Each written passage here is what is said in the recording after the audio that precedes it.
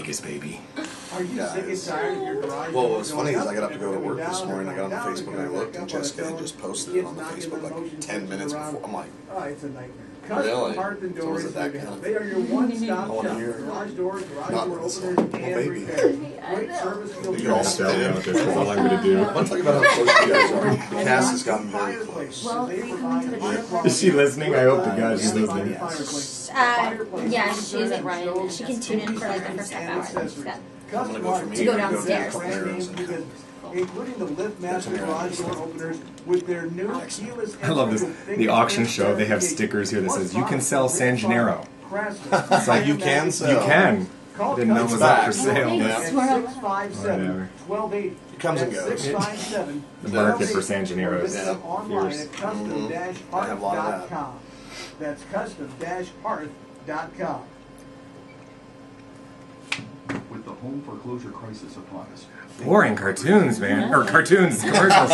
See where I am. See where I Same am. difference. These deserted houses attract families. It's the weekend. My mind goes to Daffy Duck real In quick. times like these, keeping your neighborhood safe is more important. Have you than done your ever. homework? When foreclosures rise, so can crime. She's one of my students. I was going to say, you have school, don't you? Yeah, we just started last week. So water. Great. I do have like some cups in a dispenser if you want. Oh, I can bring it to you. Kelly, could you grab her water real quick? Yeah. Real quick. I'd appreciate it. I'm sorry. No, no. I feel like giving out. Not at all. Give me my water, You please. need water. Hot. She's the intern. She has to earn that letter of recommendation. Nothing good. I said run for it. I said fast now. She really is great. She's fantastic. What do you teach? High school theater. I'm head of theater at Faith Lutheran High School. Oh, wow, that's really cool.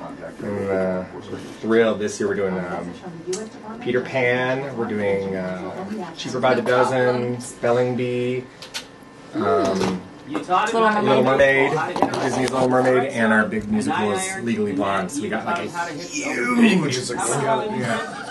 Well, the Little Mermaid's the middle school one. Okay, alright, So- fine. I was like, holy cow. All right, shall we just go in? Yeah. Family violence. All right, here we go. And the Wake Institute. In Las Vegas, call SafeNest, a crisis hotline at 646-81. For Las Vegas's best sports talk. Keep it tuned right here to the sports voice of Las Vegas. AM 1400 KSHP, North Las Vegas.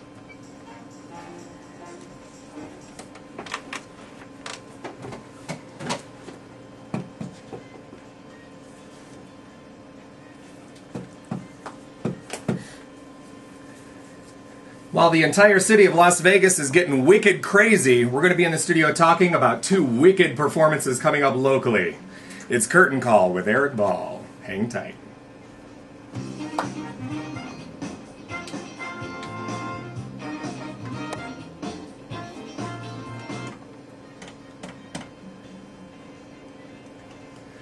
Welcome to Curtain Call. This is Erik Ball, and every single week we are here from 6 to 8 p.m. on KSHP, so I hope you join us every week as we talk to you about local productions that are coming up, things in your neck of the woods that you should be going out and seeing. As far as theater's concerned, fill those seats. Everybody always thinks that as we wind down out of the summer, then the theater season now takes a snooze. But actually, we really want to kind of turn your attention to some local companies that have some great things to bring your way. And I usually say at this time, joining me as always is Glenn Heath and Carrie Ann Parks, but neither one of them are here today, so I called my good friend and our guest co-host for today, Jen De La Torre. I Jen. am so excited. Thank you. Thank you so I'm much happy for to being- be your Kelly today. She's the Kelly I'm Ripa. Kelly today. And she's getting a new co-host, I'm told. It was like a big thing. I'm not a daytime talk show guy. You know, I don't tune in and TiVo, you know. Although Oh, every now and yeah. then I have to TiVo Ellen because she has some funny stuff going on. But we're learning too much about me right now. So anyways, but she's supposed to be getting this new guest co-host, and I guess it's a big deal, and everybody that I saw was on the list of potential maybes are people I have no idea who they are. So I don't know either. God bless her and good luck and whatever. In the studio right now with me, sitting across from the table, is Chris Mays and Breon Janae, and they are both with Atlas Theater in the upcoming production. Well, upcoming. It's currently playing right now. It just opened. Production of Closer, which is one of those plays that it's getting its legs as far as becoming one of the most popular plays to go and see and do. It's really edgy. It's really fun. And so thank you so much for joining us today. I appreciate it. Thanks for having us. Yeah, and I want to talk about this show just a little bit because myself, I've heard of the show. It's one of those shows that got a lot of acclaim when it first, hit Great White Way. And now that it's kind of busted the seams of the amateur theater scene, it's kind of, like I said, it's either one that you don't know or one that you've heard of and you wonder, because it's kind of got that edgy thing. Can you tell us a little thing about the storyline of the show so we can kind of get to know it a little bit better? It's Why don't you take it, Chris? Sure. Yeah. Closer. It's a story that it goes over about 4.5 years of time, and it involves 4 individuals who kind of meet through random circumstances, and over that course of those 4 years, their lives intertwine in different ways: love, hate, jealousy, envy, all the different human passions come into play. And in the end result, we realize that in trying to get closer, they actually get further. And it's one of those things where it's almost like it was written. Yeah, exactly. He did not script that, by the way. I know. And I was like trying to do my homework a little bit. I kind of, tried to figure out all the different storyline nuances and everything on the internet. And when I was, because I'm only vaguely familiar with it from the beginning, I heard about it. I heard how, then the movie came out and it got a little bit more mainstream attention. And then I went back. It's just not like a love triangle. It is like this gridded map of confusion. It's a quadrangle of Exactly. of love and torment, and it really does center around these 4 individual characters, kind of their own. I don't want to say selfish missions, but I'd say it's pretty accurate. Yeah. Now, what role do you play in the show? I play Anna. Anna, okay. She's the photographer. Very nice. Okay, and she's the Julia Roberts role, by the way, in the movie. Right. So, anyways, and can I ask you, as opposed to other roles that you've played before, how is this one kind of sized up? Has this one been a little bit more challenging? Where does this fit in your personal experience? Well, it has been challenging. I love a challenge, though. She's usually cast older, so also we ran into some trouble because usually I tried to make her into a victim, sort of, and none of the characters are really victims. They're all after their own agendas, and they kind of take charge, and I really wanted her to be, likable. Of course you want everyone to like your character. Sure. But I think that her likability comes from that she just doesn't care if you like her or not. Oh, wow. Well, that's a twist, and I always think that, we were talking last week about, the protagonist characters and how they're perceived by the audience, of course. The antagonistic characters in the shows, they usually don't think they're in the wrong. They usually think that they're justified and right in doing what they're doing. Right. And so it's always that's kind of a unique perspective to take as a performer, because, if you're going headstrong into kind of developing a character's reasoning for doing things, if you are completely justified or, that's a very different, no one would imagine, Gaston in Beauty and the Beast being completely justified in everything he does, but if from a performer's perspective, if you throw yourself into it, that's kind of a fun way to develop a character. Well, I think everybody, you're trying to be the hero regardless. Right. Even if you're playing, Richard III, he still has his intentions, even though to the greater good it might look like a negative or an evil or whatever we want to classify that as being. Ultimately, they're still going for what they want. That's what these guys do. And even when they have moments where they might stop and go, wow, that's really twisted what I just did to that person.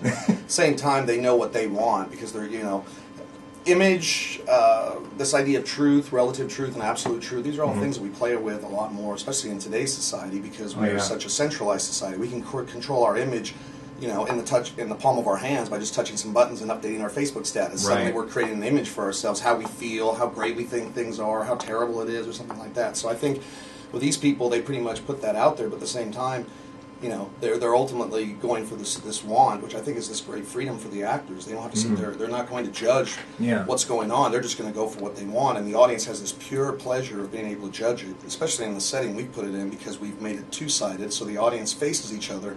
So they're actually, when they can't see what the actor's face is doing, they can actually look across the audience and watch somebody else's reaction to it as a mirror to that. So yet again, you know, it's this constant funneling and this voyeuristic quality that I think lies in the play. Yeah. And then how we're doing it. Now, did you plan on doing that? The whole idea of keeping it in an arena setting? Not over 10 years. You know, I've had this script. It originally was given to me as an actor. So I've carried it around for a while and passed it off to people and shown people. And even when I got to Vegas, I think I've had like 4 or 5 different casts that I've thought of over time. Because you always think about that as a director. Sure. And but when I got together with this group of people and this time and in this location, I felt like I was like, you know, it'd be really cool if we really put it in each other's face. You know, kind of. And you know something? It's interesting that you said that it's about kind of these people's sensibilities and wanting to change their own image and kind of, or rather, not change their image, but rather control it. Exactly. And talk about mirroring the society today. I mean, you can, that's what we're used to. Image and what is out there and perceived rather than what is true, you know. And we were talking about that too in weeks past about how this particular generation doesn't know anything else but that. Right. And so it's interesting to see how right now in the immediacy of everything, you know, you need something, Google it. You want something to eat, go through a drive-thru. Right now, you know, the immediacy of everything kind of doesn't necessarily translate into, and it's ironic in the title. I think it's kind of, you know, it doesn't bring things closer more than push things apart. If you're just now tuning in, we're speaking with Chris Mays and Brianne Genet from Atlas Theater's production of Closer. It's currently in production. It's running until September 15th. It's over in the Arts Factory over there, and you can get tickets at the door. They're $15. But if you want more information regarding the production, I recommend heading over to their website, atlastheater.org, for more information. So one more question before we take a quick break, and then we'll come back and talk a little bit more. How is that? You know, this is a rather intimate cast. There's only 4 players on the stage, and it's in an intimate theater. So you know, we were talking about being kind of in the audience's face a little bit. Is there? Do you prefer acting in that type of experience, or the latter, or the alternative? Absolutely, I love being just right on top of the audience's lap. I want you to see my eyebrow twitch. You know what I'm saying? Yeah, most of the things I've seen you in are smaller scale, really intimate productions, and I love them. Yeah, it's great. That's my favorite. And it's you know, her jam. I always say that that's like soap opera acting. Not because it's like a soap opera, but because you can see the tear trickle down your cheek. And the actor can't hide. You know, because you're kind of just there. You know, the minute you turn around, you got an itch or something like that. Like, man, I got an itch on my nose. You go over there and you do that, and your finger, and all of a sudden you look at somebody staring, and they're thinking it's some deep subtextual thing you're doing suddenly, like, psychological gesture or something. Now, has that, you know, from beginning of the rehearsals up until opening night, and now that you've had a few performances under your belt of the show, has it kind of unfolded for you as far as your character's concerned, as far as the progress you made? Do you find it different now that you have an audience sitting right there versus just Chris sitting right there?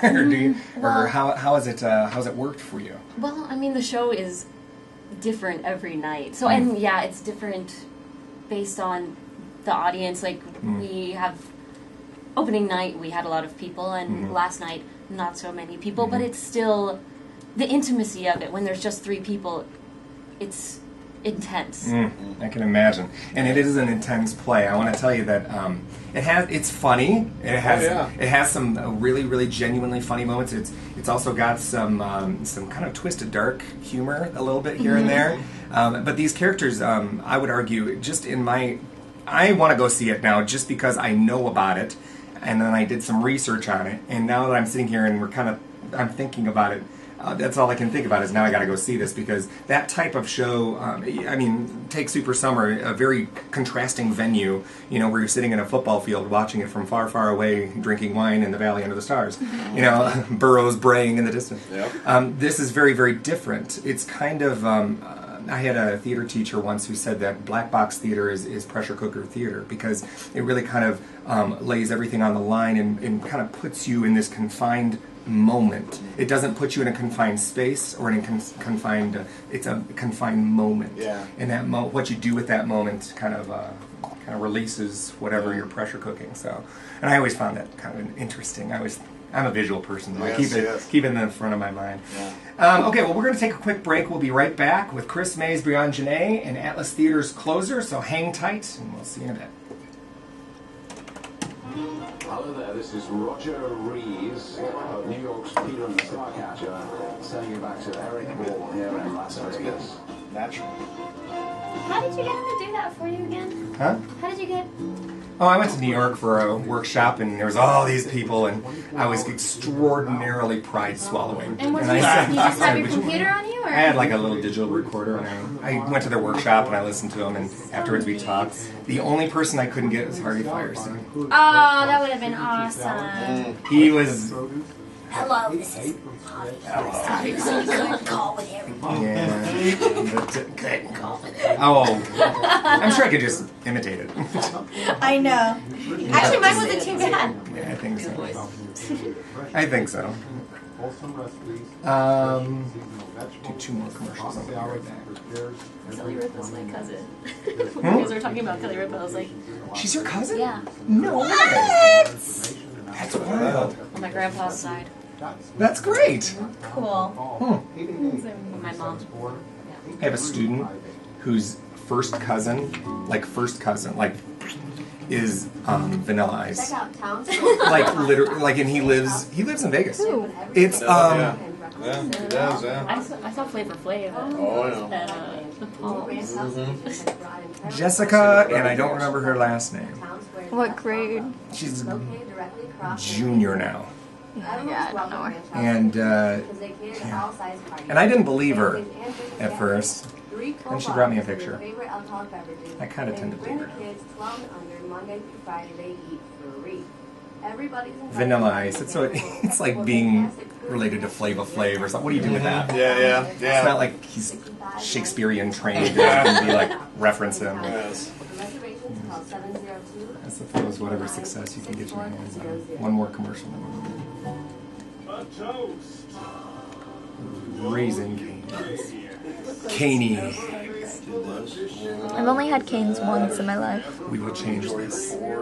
I tried to go Friday night, but it was after because I went to the Palo football game at Centennial, and then we tried to go, but then all of Palo was there, all of Centennial was there, all of Shadow Ridge was there, all of Arbor View was there, so No bueno. I didn't get anything. Yeah, there's other stuff going on in the fridge that I'm like, I don't know what that is, but it looks delicious. Do good for me. From Raising Cane's. That commercial sounds weird. Locations, go to ilovecanes.com.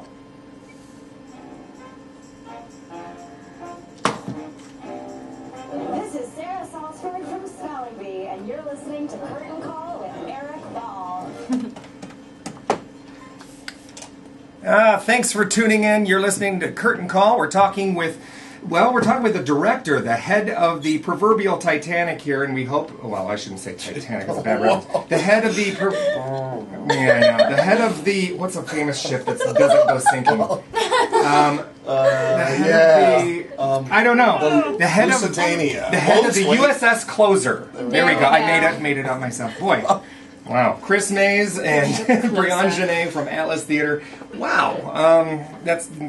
I will never watch a Leonardo DiCaprio movie before the show again. Yeah, it's pretty embarrassing. Well, anyways, and I want to talk about Atlas Theater in general for a second here because when, just for... Why not? Why not? Just for a Talk second. about that sinking ship. No. Okay, this is how it's going to be. It sounds Ring gonna the be. bell, please. Anybody who knows me. There we go. Okay. Thank you. Okay, that's one for me. I'll mark it up. No, go ahead. I was looking at Atlas Theater's website and look at all of the different shows that are coming up, and you got a great season. I mean, there's a lot there, and a lot of stuff that for the fringe theater lover or people who like the kind of interesting, I don't want to say weird and absurd, but like the Big Lebowski play and all these crazy shows, and every single one of them, I found myself going, I'd like to do that. I'd like to do that. Oh, I'd like to do that.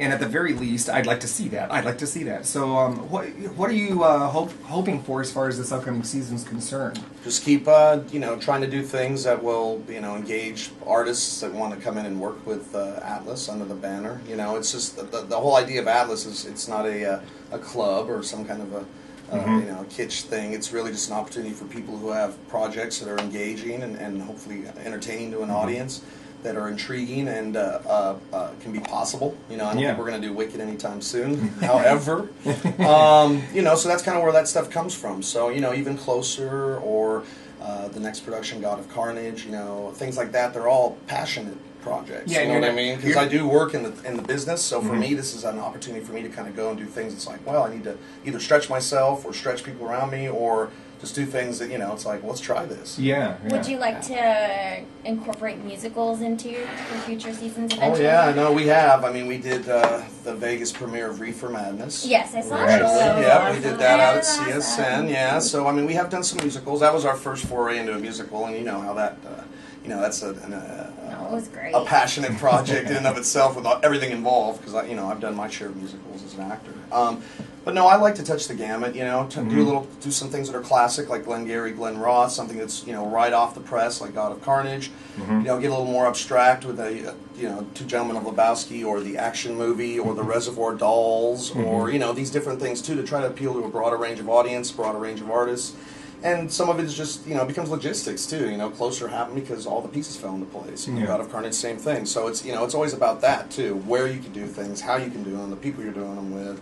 And that passion's behind it, because, as we all know, it takes a lot of energy and love to make these things happen. Well, that's great. And as we look forward to the upcoming year and everything, all right. So it's more of a kind of a dual goal mindset. You're kind of hoping to offer more for community actors and performers, and unique and different venue for people to go and see theater too. Yeah. What would you say is your target demographic for patrons? For people who have never seen an Atlas Theater production? I think it's everybody who hasn't seen an Atlas Theater Excellent. production. That's the concept. I mean, you would hope that the theater community supports itself, and right. But really, it's there to try to get people, throw something out there, like, let's say with Closer. Because Closer was a film, so some people identify it with that, and at least go, oh, well, I did see the film. So, ways to bring people into the experience of living theater. Right. Because we know we're going to get a certain type of patron, and my hope is we can all share those people and take care of each other with doing different types of productions and sharing our audience. But at the same time, we've got to bring in the younger people. We've got to also satisfy some of the people who have come from New York or Chicago, or are used to seeing high quality theater, and try to satisfy that too. So I don't really try to get too specific. I'm always a big believer that it's kind of one of those things where if you have a friend who goes and sees a show and they were like, well, it was okay, this I didn't like about this was good. That's cool, because that word of mouth marketing. As a theater goer myself, that would make me want to go see it. Yeah, absolutely. Or if they say, "Oh, it's brilliant," even if they say it's brilliant, I always am like, "Well, I want to see for myself. Right. I want to see how brilliant this is." And so it's kind of like this is a perfect opportunity, because Atlas is, in my humble opinion, with this season coming up and with the cast that you have for this particular play. It's a great cast. I mean, I'm thinking to myself, you're trying to... Well, we have Ryan Remark, Jessica Afton, and Alex Olson appearing on stage with Brianne Janae. So it's kind of like we got 4 really sturdy, good, strong actors in a small look. I hope lightning doesn't strike that place, because then we'd all be in trouble. But the thing is, or maybe we'd all get superpowers. That's right. You'd be morphed into That's one. Right. Become true titans. Talk about a true subplot. But the thing is, I hope people will go and support this show as kind of a turning point for Atlas Theater in general, so that you can see what type of theater they're talking about here and what they can offer. Maybe a first time, or a patron that maybe makes regular appearances at other theaters here. I'm a big believer you got to support everybody. Everybody here is for the same reason. I mean, oftentimes we don't even get every now and then we get a nice little stipend. I call it gas money. But we're doing it because we love to do it. And I think that that's probably one of the most noble and passionate things somebody can do, is to throw themselves out there, try to create with an ensemble something that you can be proud of and present to hopefully educate or entertain selflessly. And a 4-person play, and this type of play, this is a hard... here's the thing, again, my humble opinion, this is not an easy show. This is a hard show. This is upper level graduate college crap. This is like crazy stuff here. Well, yeah. And it deals with some pretty heavy themes, and I argue it probably kind of make one think about their own relationships and how they perceive things. And Absolutely. so anyways, Absolutely. now Oh. Yeah. and we won't expand on that. I think I don't know. Expand on that. Oh Lord. Okay. I don't think that I should. Well, it's. Has anything interesting come up in rehearsals like that has been like a challenge to? Well, actually, overcome? we actually all have become a lot closer. But we all, when we were rehearsing, sometimes we would just stop and go, okay, well, this is how I feel about this because this happened to me in my life, and we did talk about our past relationships and why this is similar to this or to what happens in the show, and we talked about how after the show's over, we're not going to walk away going, oh, I feel really good. That was a good performance, which we do, but at the same time, it's like, this is a draining thing, and these people are not heroes, and so at the end of it, you're kind of like, I kind of feel like a bad person inside. You want to know, though, can I tell you something, though? Carrie Ann said something once about how we were talking about the best shows we've seen the last year or something, and she talked about, and I'm going to mess up the name, something in Orem or whatever. Is that short play in the festival at LBLT? Iphigenia. Thank you. I couldn't come up, it's just because of the weird word. I couldn't come up with it. Anyways, she was talking about how it was riveting. It was just, it dug deep into her, and she walked out of there feeling like she ran a marathon. And that type of show is I argue very important, because you see theater, like you see song and dance musicals, and you see the happy-go-lucky slapstick comedy that people fall over each other and stuff, and that, who doesn't like that? That's lots of fun. But at the same time, theater extends far beyond that. I mean, it's like an improv game. Who doesn't like to play improv games? But those improv exercises are wonderful tools to get to deeper subtextual things that you can utilize as a performer and explore deeper themes. And this is one of those opportunities where, it may not be a happy-go-lucky song and dance, tap your foot type of thing, but if you go to this is, she was talking about how this made her a better person because she started thinking differently. In this age of immediacy, and you can have anything you want at any time, right now, we're always satisfied. This is something that is going to be a wonderful experience for people to go see, because it'll dig a little deeper. It'll help you kind of come up with your own ideas of things and walk away either hating or loving these characters. So anyways, I sincerely hope people give it a shot for that reason. If you're just now joining us, we're talking with Chris Mays and Brianne Janae from Atlas Theater's production of Closer. It's already in production right now. They how many performances have you had so far? 2. 2, and they're looking for a varied patron base. People who are looking forward to the show and have, but people who have maybe never even seen a show with Atlas Theater. You can get tickets at the door. They're $15. More information can be found at atlastheater.org. So head over there. It's running until September 15th, so you got lots of time to still catch this one. And if you've never seen the play or heard of the play, my recommendation is to Google it first and see what you're talking about. It's a great piece of theater. It's a substantial, lasting, multifaceted, for lack of better words, piece of theater that's going to keep you thinking until the very, very, very end.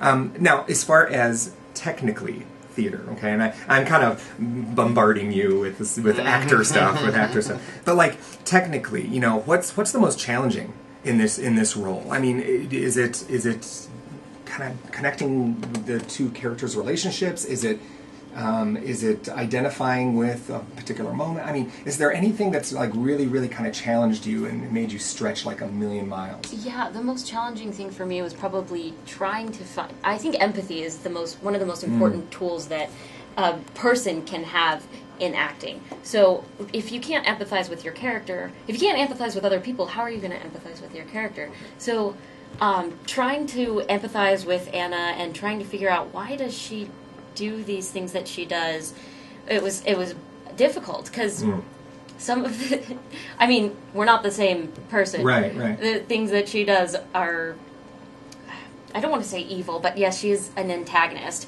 So trying to go, wow, man, why does she do this? Yeah. And But that's kind of, now, do you draw from inspiration from other things? for that? Because I mean, obviously you're not evil. I can tell you're not evil. Your aura is not green. My sword doesn't glow blue when you're in the room. You're obviously not an evil person. Did you have to find inspiration from other things? Do you watch other actors? Do you kind of... Well, Chris was actually really helpful with this. He said something to me that was like, this is your opportunity to, be this person that takes control and doesn't let people just, walk on. Yeah. I'm not saying they let people walk all over me, but yeah. You know what I'm saying? Like grab hold of the reins and, really take control and not be afraid of the consequences. Well, and maybe I should ask you this. That's got to be hard because this is not a long scene.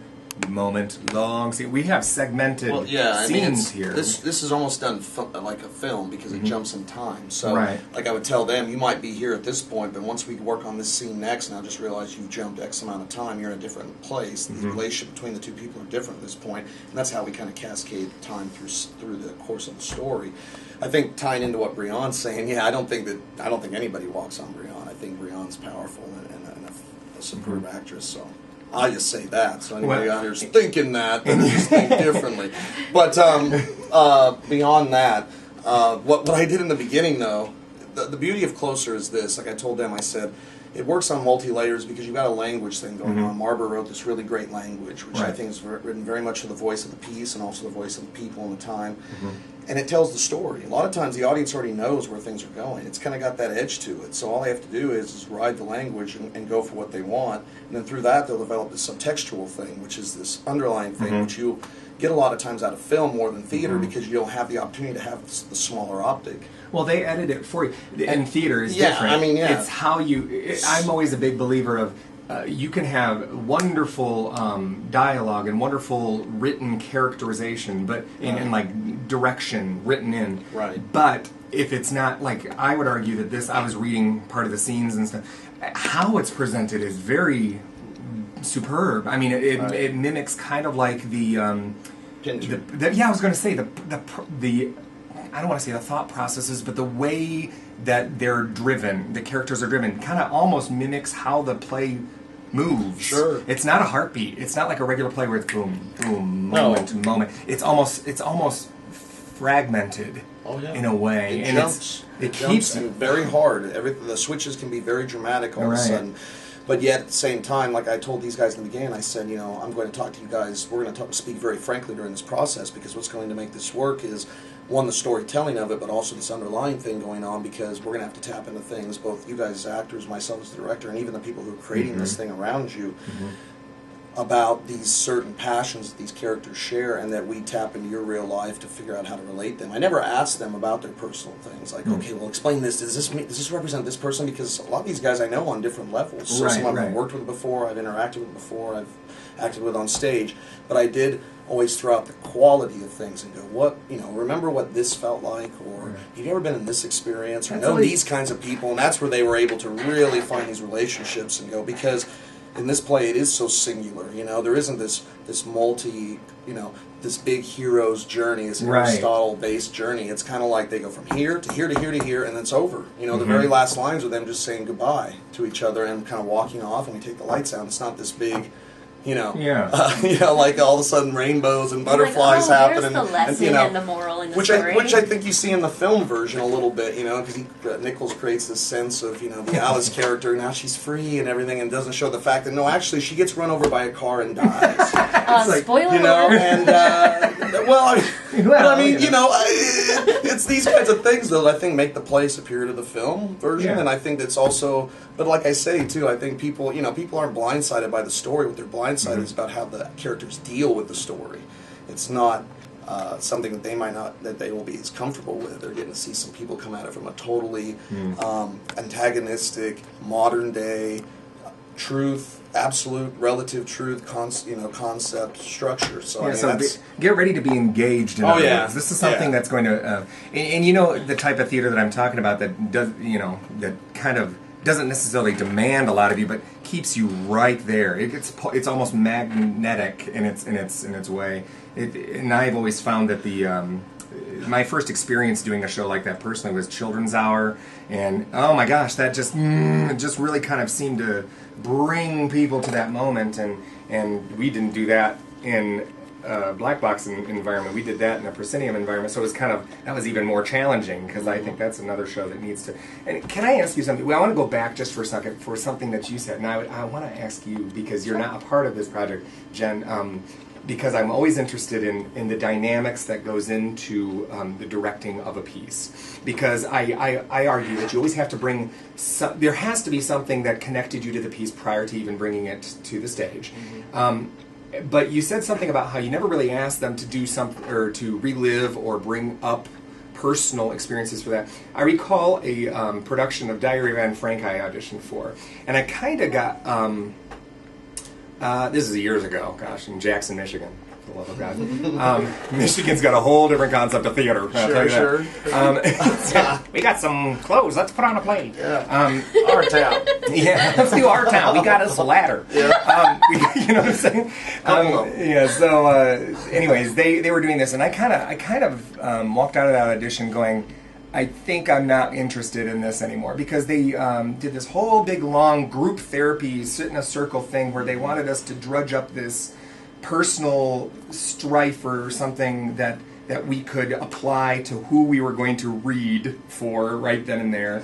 And I just felt, for one, even if you're going to legitimately try to, method acting type of application, for one, I don't necessarily think that the audition is the appropriate place for it. And secondly, I was sitting there going, how contrived is this? This is so contrived. How as a director, and then I may ask you the same, something else. As a director, how important is it to maybe separate the performer from the character in its handling of the situations? Because you're going to have to deal with some pretty emotional stuff and pretty serious, for lack of better words, stuff. I mean, how do you do that? Is it hard? Build a nice, fluffy bed of trust. Nice. You build this environment for them to come into, and I did this with these guys, and I've done it with everything I've done here, or since I've directed, where you just create this. I know me. I'm an intense. I'm a passionate guy. I'm pretty verbose. I'm pretty out there generally overall.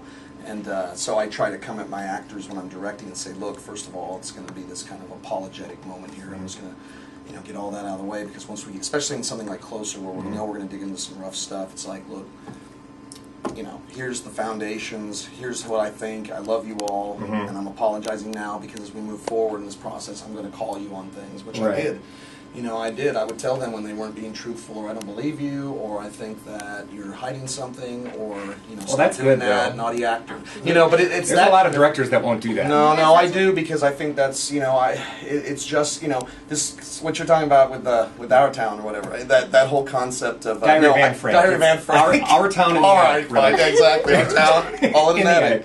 But no, I don't think it's the director's place to ask that of the actors. I think it's just the actor's natural instinct to do that. I think that's why we do it. That's why when we get done, we bow to the audience. The audience doesn't get up and bow to us. We're actually serving them and serving the piece by going for the sense of truth that we've created in this collaborative process together. That. That's cool. This world, Closer has a world. I told these guys again, I said, this is our Closer. If I was to recast it with Erik Ball and Jen Delatorre and Brianne Janae and such and such the intern. And I'm sorry. I'm perfectly fine. She's now turning off the camera. Right, off goes the camera on Uncle Fester. So, but then that would be a different Closer. So it's respecting the living moment you've been in, and you see that when you direct the play multiple times. You can't regenerate the same experience. You've got to create the experience with these people. Jen, now have you ever been in a show that's kind of, I don't want to say the director demanded that of you or anything, but have you ever been put into a situation where you felt conflicted, whether or not you want to kind of apply personal, I'm of the school of thought that if I ever go back to school and I have to write this big thesis or something like that, my thesis would be about how everybody uses theater for something, to fill a void in your life, to deal with something, and that's why we feel this, urge to create all the time. We need to. It's part of who we are, and so we all have that skeleton in our proverbial closet. So it's kind of like, why, have you ever felt like the pressure to kind of use your past or your something like that to apply to a character for a moment, or no? Absolutely. I can't say that I've had many instances since I usually do the musicals, but I think just because it's a musical, it shouldn't, whatever role you're playing, it shouldn't be any different, when you're doing a straight play. Because, when I do musicals, I think more about my energy and jazz hands, and it's not about that. You have to create these relationships. And I haven't really had any formal training, but the one class I took a directing class over at UNLV, and I learned about objectives and relationships. Who is this person? And substitution. Is that your mother? Is that your father? And that's something that I personally want to work on as an actress. Because quick plug for UNLV too. Thanks, Jen. That's great. Yeah, I know, right? There you go. No, but it's very interesting too, because not everybody, like she mentioned something about how you can't treat musicals different from plays. You got to, and something. There's part of me that really truly believes that. Like for instance, I saw you in 1776, Chris, and I can't wait to see Closer because I've seen what you can do on stage in Annie and Daddy Warbucks, and so I've seen that side of what you do. This is, I would argue, very different. There's moments in 1776 that would kind of relate as far as conflict. Sure. But I would say, and I suppose we could go there with Annie too, but we won't. Yes. But, the inner struggle of Warbucks. And there you go.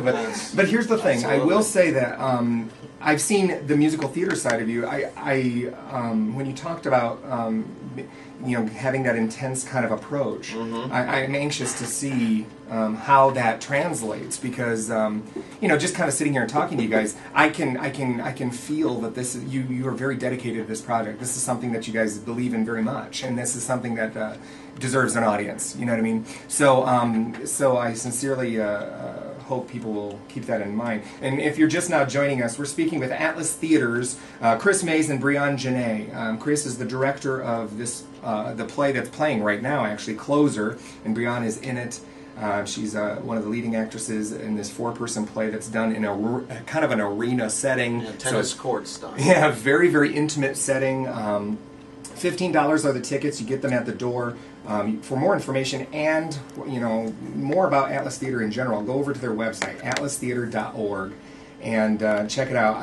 This is one of those shows that's running only until September 15th, so plenty of opportunity to still go see the show, but I would recommend sooner than later, you know what I mean? Because this is tradition with any show, people always wait until the last couple shows and then they file on in, and then you're looking for folding chairs. Yeah, there's only about 44, 45 seats available in the space, so I would encourage people, take advantage of any of the performances that are coming along, because it's not to be missed. I'm very proud of it, and I think the cast does brilliant work. Excellent. Well, let's take a quick break, and we'll be right back with Chris Mays and Brianne Janae and Atlas Theater's production of Closer, so hang tight. Hey, this is Julia Murray, and you are absolutely listening to Curtain Call with Erik Ball. Don't stop listening.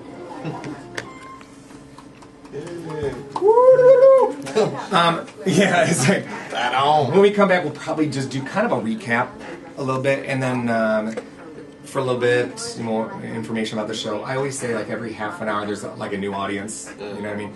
So, and then maybe a few more roundtable-y things. And Carnage. Yeah, we got to mention God of Carnage. In fact, I'm going to put a star. God of Carnage. But yeah, I think it's cool. Might plug another show too, do you care? Not at all. Okay. After we talk about God of Carnage auditions, just kind of keep going. Okay. Yeah, but yeah. Well, yeah. It's just when I'm in though, so. What are you? Sweeney Todd.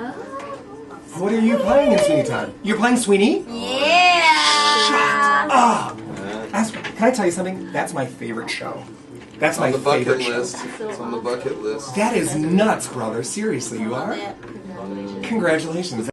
What happened to our thing? Our little track? It was too hard to turn. We need to put the little lazy Susan on it. Did this. Oh. We'll get the little lazy Susan, and I got a little thing. Take all my little spices off it in the cupboard, and I'll bring it. Yeah. Oh, I just played that one. Hold on.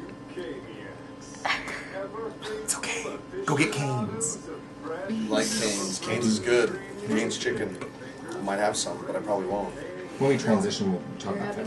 Cool. Onion soup and steak sandwiches. Thanks for reminding me. What, Brianna, how else have you done? Because I recognize your face like it was yesterday. I was in Oleana this year. Little Prince. That's how I know. And I didn't see Oleana, but I saw lots of pictures. That's how I know you. Yeah. That's how I know you. Superstar. Yeah. Oh, that's how you know Glenn. Yeah. Well, I've known We Glenn go for a way long back, yeah. time. Yeah. We've done a lot of shows together. Cool, man. I think there isn't a single person that Glenn Heath has not worked with. Well, he does every show. Glenn Heath does every show Las Vegas has to offer. He's in our show, isn't he? He just Yeah. drops down from the ceiling. We call him Ruth. He's Ruth, yeah. We call him Ruth. He's a linguist. That's funny. He's like Spider-Man. We can throw something else on there with that. Kind of the He was linguist like, one. let's give a shout out to Ruth. Let's get a shout out to Ruth. Hey Ruth, what's up? Ruth, what up? You ruined my life. That's right. Okay, I one forgot more about than you, we'll Ruth. Kissington. Ruth. What is it? Ruth what? Ruth Rutherford. It's Ruth Rutherford Kegel. Early. Brought to you by You're a liar. I should have that in for You're a Ryan liar. somewhere. I gotta sneak it. It's too bad everybody's at Tony Tina's right now. I know. Yeah, but it'll be on YouTube. Oh, okay, yeah. This is Maggie Wheeler, Janice from TV's Friends, and oh my God, you're listening to Curtain Call over there. Welcome back. This is Curtain Call. You're listening to KSHP's only theater-related talk show every Sunday from 6 to 8 p.m. Please turn in every day. Every week. I don't know what I'm talking about. I got to stop drinking coffee before the shows and watching Leonardo DiCaprio movies. I'm kind of off kilter. It's the first week since going back to school, so it's kind of like, I got to get my bearings a little bit. Thank God we have a 3-day weekend. You wrapped up a huge show. Yeah, just finished a show. But Your you know something? transition. Everybody's always either working on a show or wrapping up a show, and so it's like, it's just it's the circle of life. That That's day why. after when your show closes, Yeah. it's so weird. It's so weird. I wonder Like, you're in how- a funky mood I wonder the next day. if Closer is going to be weird closing night. I don't even want to think about that. No. Yeah, It's one of those- these guys have bonded. We so really they- have. We love each other. in extraordinary. Well, if you're just now tuning in, we're speaking with Chris Mays and Breon Janae. They're both part of Atlas Theater Company's production of Closer. Chris is the director. Breon's playing one of the leading parts. There's a 4-person cast running until September 15th. Go to atlastheater.org and get your tickets right now. So tell us again just a really quick summary of the show and what the show's about so that our listeners can kind of get an idea before even heading over to the internet to check it out. And what is this 4-person play about? It's about infidelity, people, getting what they want and not caring about the repercussions, and there's So it's no the public school heroes. system. Right, exactly. Love is sex, sex is love. Yeah, it's not a love Pickle story. hair. It's really not a love Yeah. story. I think it's a story about absolute truth, and Yeah, I mean, one thing I stress to these guys is, that these guys are constantly manipulating truth on one level or the other. Trying to get truth from the other person. They'll know what the truth is, but they want to hear the other person say it. Because we work towards this idea. We want to believe that we want to know everything. Absolute. Especially in our culture, in our society, with easy access right in the palm of our hands. But really, maybe it's better to live a little bit in relative truth.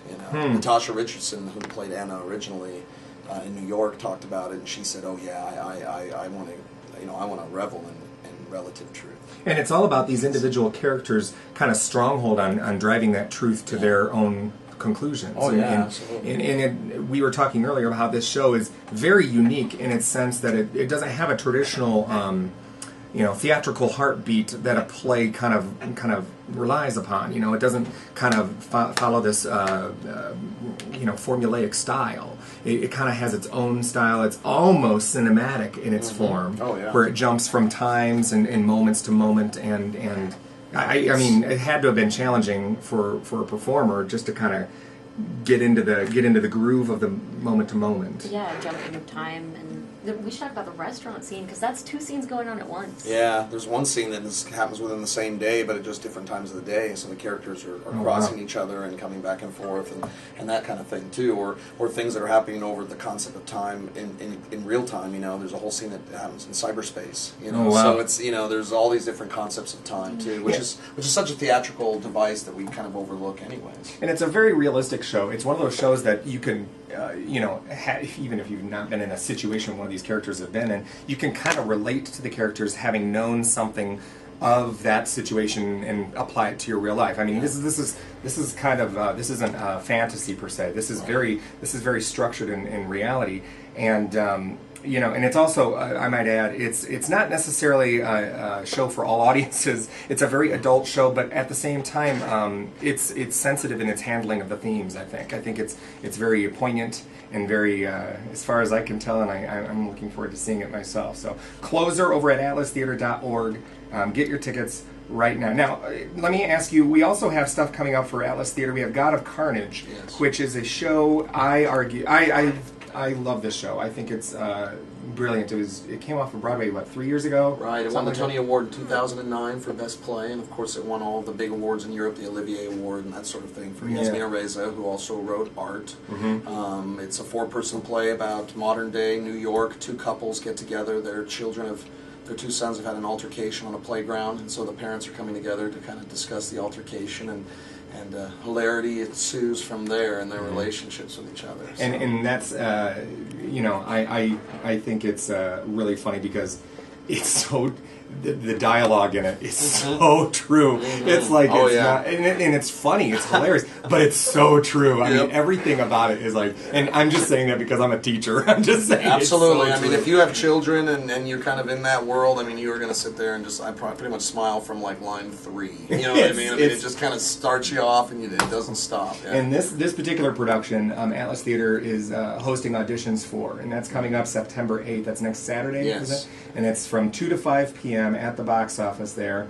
For more information on that, you can go to atlastheater.org as well. I believe Atlas Theater has a Facebook page as well. Yes, Atlas Vegas, and has information about the auditions there already. I'm just going to be doing cold readings from the script, bring a picture and a resume, and come and read and have fun. Even if you've just never thought about doing it before, you never know. This could be your chance. Yeah, and that's actually a really good spot to go and kind of learn more about Atlas Vegas. They have pictures from Closer on there, and it's and I don't know, it's just a one-stop shop for you to kind of get to know this particular theater company, the current production in its works right now, and upcoming stuff. And they've got a season that you're going to want to, whether or not you're going to perform or audition for it or go see it, it's something to keep your eye on, because this is going to kind of make a huge mark in the Las Vegas community, I predict. I mean, it's too much fun. I mean, everything you're like, oh, that's gonna be cool. That's fun. Oh my gosh, they're doing that. It's like a multifaceted season. It's gonna be really, really cool. So God of Carnage auditions September 8th, 2 to 5 p.m. At the box office. Go to atlastheater.org or their Facebook page for that. Now, as far as Closer is concerned, the others that are in the show, Ryan Remark, Jessica Afton, and Alex Olson. Is this your first time working with them, Brianne? This is my first time working with Ryan and Jessica. Me and Alex have done shows together before. We were in Test Market together. It's a sketch comedy thing. I don't know if you guys are familiar. It's fun, but yeah. You're like, it's fun. Yeah, check it out. Yeah, it's my first time working with those two, and it's been incredible. There's not a moment where I'm on stage and I'm like, every show has its strong points and then its weak points, and I feel like when I'm on stage with any one of them, it's alive, and they're all very, very talented. And he was talking about trust. You have, especially in a 4-person play, you got to be able to trust these people. It's like playing ping pong, You said maybe that's why you put it in the arena setting. You should see the audience's faces when we're... Yeah, it's interesting to watch them go back and forth, too. It's like the Olympics all over again. You're going, who's going to win this particular one? Exactly. The gold medal goes to... So yeah, and I and the winner is Betrayal by no. Betrayal. Oh, and they always win by .005, and it's like, what the heck? It's like, my gosh, How can that be? Well, and Chris, you just mentioned something when we were off on commercial about how you're looking forward to an upcoming production for you as well. Yeah. You just got cast in Sweeney Todd. I Oh heard, yeah. as the title character. Now this Love Sweeney Todd. he didn't get cast as one of the meat pies. We're talking he is Sweeney Todd. I know. So that's I feel very fortunate, and much love and respect to Brandon Burke over there to give me this opportunity to step into the reins. I can't wait to see it. It's something I want. The hardest music I've ever. Well, heard. Sondheim is hard, period. Yeah. But this, especially now that it's got kind of a mainstream following, challenge. along with those Sondheim tried and true people, it's like I can imagine there's a burden before you even step in the room of appealing to the masses. Yeah. But well, he's put together a really powerhouse group over there. He's got some people that worked on Phantom involved musically, both in putting the music together with direction and in the orchestra. He's got a really great concept with it coming together, and I think it's going to be a dynamite. It's been on my my list of things I've wanted to tackle, and I think I've just got to this point, mentality, age-wise, skill-wise, I'm ready to try to step in there. And oh man, take you're a gonna swing at you're gonna have to take a vacation after Closer, and then jumping right into Sweeney Todd. It's like intense. And then we do God of Carnage, so everything lightens up after that. So I can let them kill each other. I don't have to do any more killing. There you go. There you go. So, Well, good luck with that. Thank you. We can look forward to Sweeney Todd. Now that goes up when? That'll be. I think it's October the 13th. It opens and it runs for 3 weeks over. Right the Onyx. before Halloween. Yeah. Perfect. So a lot of blood, splatter zone. Nice. A lot of pouring, buckets of blood. And there you go. Stuff like that. Yeah. And then you can go out for a sweet treat later. You can just Yeah, have that's right. Nice little meat. Everybody should get a hot pocket before they go. I think he's even. No, I think they are selling meat pies. They are not. Oh That's my gosh, awesome. that's awesome. That is Love awesome. It will be selling her pies. That Yes, is awesome. Yeah. And they're doing that an interesting way too, because at the Onyx Theater you can't help but be in an intimate environment and they're doing it with a smaller cast. I wanted to say when I first heard that they were doing it that way, it's kind of like the Revival with Michael Cerveris and Patti LuPone, but not really. They're doing it a different way. They kind of went weird, not weird, avant-garde. The actors doubled as musicians. Right. Yeah. Patti LuPone walking in, playing a tuba was I'm sure it had to be quite an interesting experience. Like right in the middle, spit valve. Yeah, exactly. Yeah, exactly. Yeah, so very no, cool. I think it'll be interesting to see what he does. So he's got a good team together, and it's exciting. I'm thrilled. Well, having known your past work, you're going to do a great job, I'm sure, and I can't wait to see it. And having known what you've been in the past, Brianne, I can't wait to see Closer. And Brianne has actually been in the theater scene for a while. Go ahead and brag about yourself, girl. Tell us your story. What are some past shows that you've done? Very recently, I just finished Oleana. I did the Fringe Fest. We did a test market over there. We did Dick Johnson Private Eye with Paul Richards Players. Before that, there was Listen at the Onyx. We did Fearophilia, which was my first time directing and producing. And Listen, Oleana. You have one word play thing going, don't you? Cool. Yeah. Yeah. So I like that theme. Yeah. Well, the next one will be multiple names. We're doing Arthur and Esther at the Onyx, coming up with Taylor Haynes. And Brandon Burke is directing that as well. So awesome. She's always in something. Yeah, there's lots of theater going on. I get sad if I don't have a show. You got it. I feel the same way. If I don't have something to look forward to, it's like it's like an investment. You put yourself into something and you watch it. It's like a chia pet. You got to let it sit for a while, watch it grow. After you're done, you cut it off, and you're like, oh, what do I do with it now? Well, it's lived its life. Then you move on to the next chia pet. Yes. Wow, I can't believe that. I just equated theater to chia pets. Yeah. Oh, that wasn't. There we go. There we go. Sorry. Thank no, it's you. okay. But Thank you. Well, let's plug the show one more time, because I really, really want to emphasize that Atlas Theater, while it's a small show, meaning the venue only has 45 seats, you said something 45 like that? seats, that's it. It's a small venue. It is a 4-person play, so it's a very intimate production. But I don't want to take away from the potential draw that this type of show and the people involved have. This is a show that you need to, find some room in your schedule. I know we're very busy going back to school. We're starting new, this is the dawn of the new school year for a lot of us. So even if you're a patron goer and you have kids that are doing their things and stuff, make room in your schedule to go and see this show, because it's one that's going to make a mark on you and an impression as far as how you perceive your realities after you walk out. You'll be chewing your own thoughts as you leave the theater, I guarantee you. It's called Closer. It's at Atlas Theater, and you can find information about it at atlastheater.org. $15 a ticket, that's it. And as far as local theater is concerned, that's a steal. Pretty good. And it's playing until September 15th. All the different show dates and everything are on the website there. It stars Ryan Remark. Remark? It's Remark, yeah. Oh, sorry. Remark. Ryan Remark, Jessica Afton, Alex Olsen. As soon as I said it, I knew. I was like, I'm not going to make a remark. It's all right. It's just right. Alex Olsen, Brianne Janae. He's a liar. He's a liar. He's a liar. And director of Closer is Chris Mays. And, and on top of that, they're having auditions for God of Carnage September 8th. And you can find information on the website for that. Guys, I can't say thank you enough for stopping by. Thank you, Eric. Means Thank a lot. You, Jen. Thank you, darling. Thank you. Means an awful lot. And I wish you the very best with this and future projects, of course. And I hope you come back and see us again. Would love to. All right. Well, hang tight. We'll be right back with more Curtain Call with Erik Ball. Bam. Awesome. That was awesome. Who else is in your cast? Kelly Wright, Troy Tinker. Troy Tinker's playing Tobias. Nice. So, yeah, Oh, yeah, I old heard about Gigantor Tobias to slaughter me into a million pieces. Who else? Who? Pirelli? Pirelli is Michael Drake.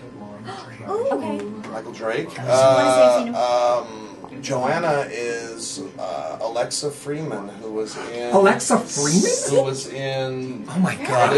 Oliver, she's 14. She's kind of young. Yeah. So he's going for this whole... And then, I threw Jessica at him, I was like, well, if you're going to try to go for her. Yeah. So I don't know Alexa, so I didn't know who she was. And then... Wow. The kid playing Anthony is actually my soundboard op for the show. His name is Scott. Scott. He was in Joseph. Little Scott. Scott. Little Scott. Little Scott. Scott. Yeah. Oh my gosh, He's they're gonna playing be Anthony. so cute together. He's playing Anthony, yeah. So Oh my gosh, and I love his voice. Love his I don't know voice. he just cast the Beatle. He hasn't cast the judge yet, so that's who he's looking for, is a judge person to play the judge. When does he want to do He it? didn't want to do it, I guess. I don't know. He just played the judge, I think, too. Didn't He did Just it in Henderson. I figured he wouldn't mind doing it again. Yeah, so nobody wants to play the judge. Nobody wants to be a pederast. It doesn't seem like a character like that, so it's gotta be somebody. So Eric. I can't. Well, Corey Benway had come in too to audition, because in the end it was me and Corey Benway singing for Sweeney. And, wow. But I don't know what happened, and I Facebooked Corey because I hadn't talked to him in a while, and I was like, oh, it was good to see you or whatever, and I thought, this would turn out somehow, we'd be in this together, I don't blah, blah, blah, and I haven't heard back from him, so I was kind of trying to be He's kind of aloof. He's kind of trying to nudge him a little bit, like, I love a hermit. he'd be a fun judge too, so, but he's a judge, so put that out on Curtain Call there, Erik Ball. Well, listen, can you help? I'm going to have to stay here because I got to do the course with Bella. It's so nice to meet you face to face. Thank you so much. Best of luck, buddy. Seriously, I wish you the best. I can't wait to come see it, and I'm sure it'll go great. And even better wishes on Sweeney Todd. That's awesome, brother. Yeah. Seriously, I'm thrilled for that. It's great. All right, and come back again. We'll have you guys on again. Sure. But thank you so much. Thanks. Okay, bye. Appreciate it. Yeah, I would love to. I don't know if we're up against this here. So we maybe just talk about it. I know. I don't think I could. I don't. Is he here? Yeah.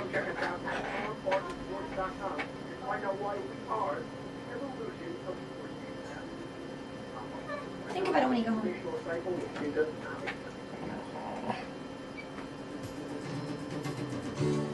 check out Town Square's new hotspot. Hi, how's it going? Good. How are you? I'm Eric. Sorry, across the board here. It's all right. Hi, Eric. This is my co-host, Jen Delatore. Hi. Nice to meet you. This is intern Kelly. She's going to be... intern Kelly. Hello. Can we refer to you as intern Kelly? Oh, yeah. I love that. I love the That's how official I do title. it. Now, I want to get your name perfect so I don't mispronounce it. Do you want the American pronunciation or the correct however you prefer. pronunciation? However you prefer. The correct pronunciation is Rishi. Rishi? Most people say Rishi. Rishi. Is Rishi okay? Everybody's invited to ride her again. Okay. You're going to be incorrect. And what's your last name? I'm sorry. It's Shukla. Like Shukla. Shuk. La. La la la. Shukla. Shukla. Yeah. Excellent. And what role do you play? I play Jeff Barry. I am the male lead in a show all about women. Awesome. We're going to probably come in and just talk about some random things on my list of things to just talk about first, slowly transition in, so, you know, kind of hang tight. And if the mic about this far away from your mouth is fine. Public radio, no swearing, of course. I gotta tell it to everybody. No swearing, really? Yeah, we can't swear. So disappointing. We can say vagina, though, I was told. Can we say penis? I'm sure we can. I'm not not tit gonna- for tat. I We have- can say tit, too. I have no. I don't know how I'm going to work that into the conversation. Yeah. I don't know either, really. I love that intern Kelly has a camera. She has a device. We'll do one more, then we'll go in. Jen, yeah. Sorry. That's a joke? No, it's an absolute. Did you go to Joseph? We were at Joseph. Were you the narrator? You were awesome. Thank you. She was awesome. And then, I was Pharaoh. Oh, yeah. Awesome. so we'll definitely be there with her. I was the Ozzy Osbourne. I love that's actually one of my favorite shows. I did my senior design project on that show. Everyone's favorite. You can hold your eyes like Crutchy and Newsies, and you're watching Curtain Call with Eric Ball.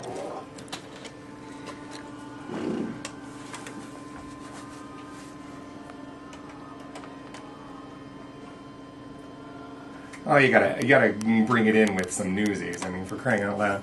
Welcome back. This is Curtain Call. You're listening to Eric Ball and my co-host for today, Jen Delatore. We're here now bringing you the latest and greatest news of Las Vegas theater scene. And we just finished our talk with Chris Mays and Brianne Janae and their upcoming Atlas Theater production, Closer.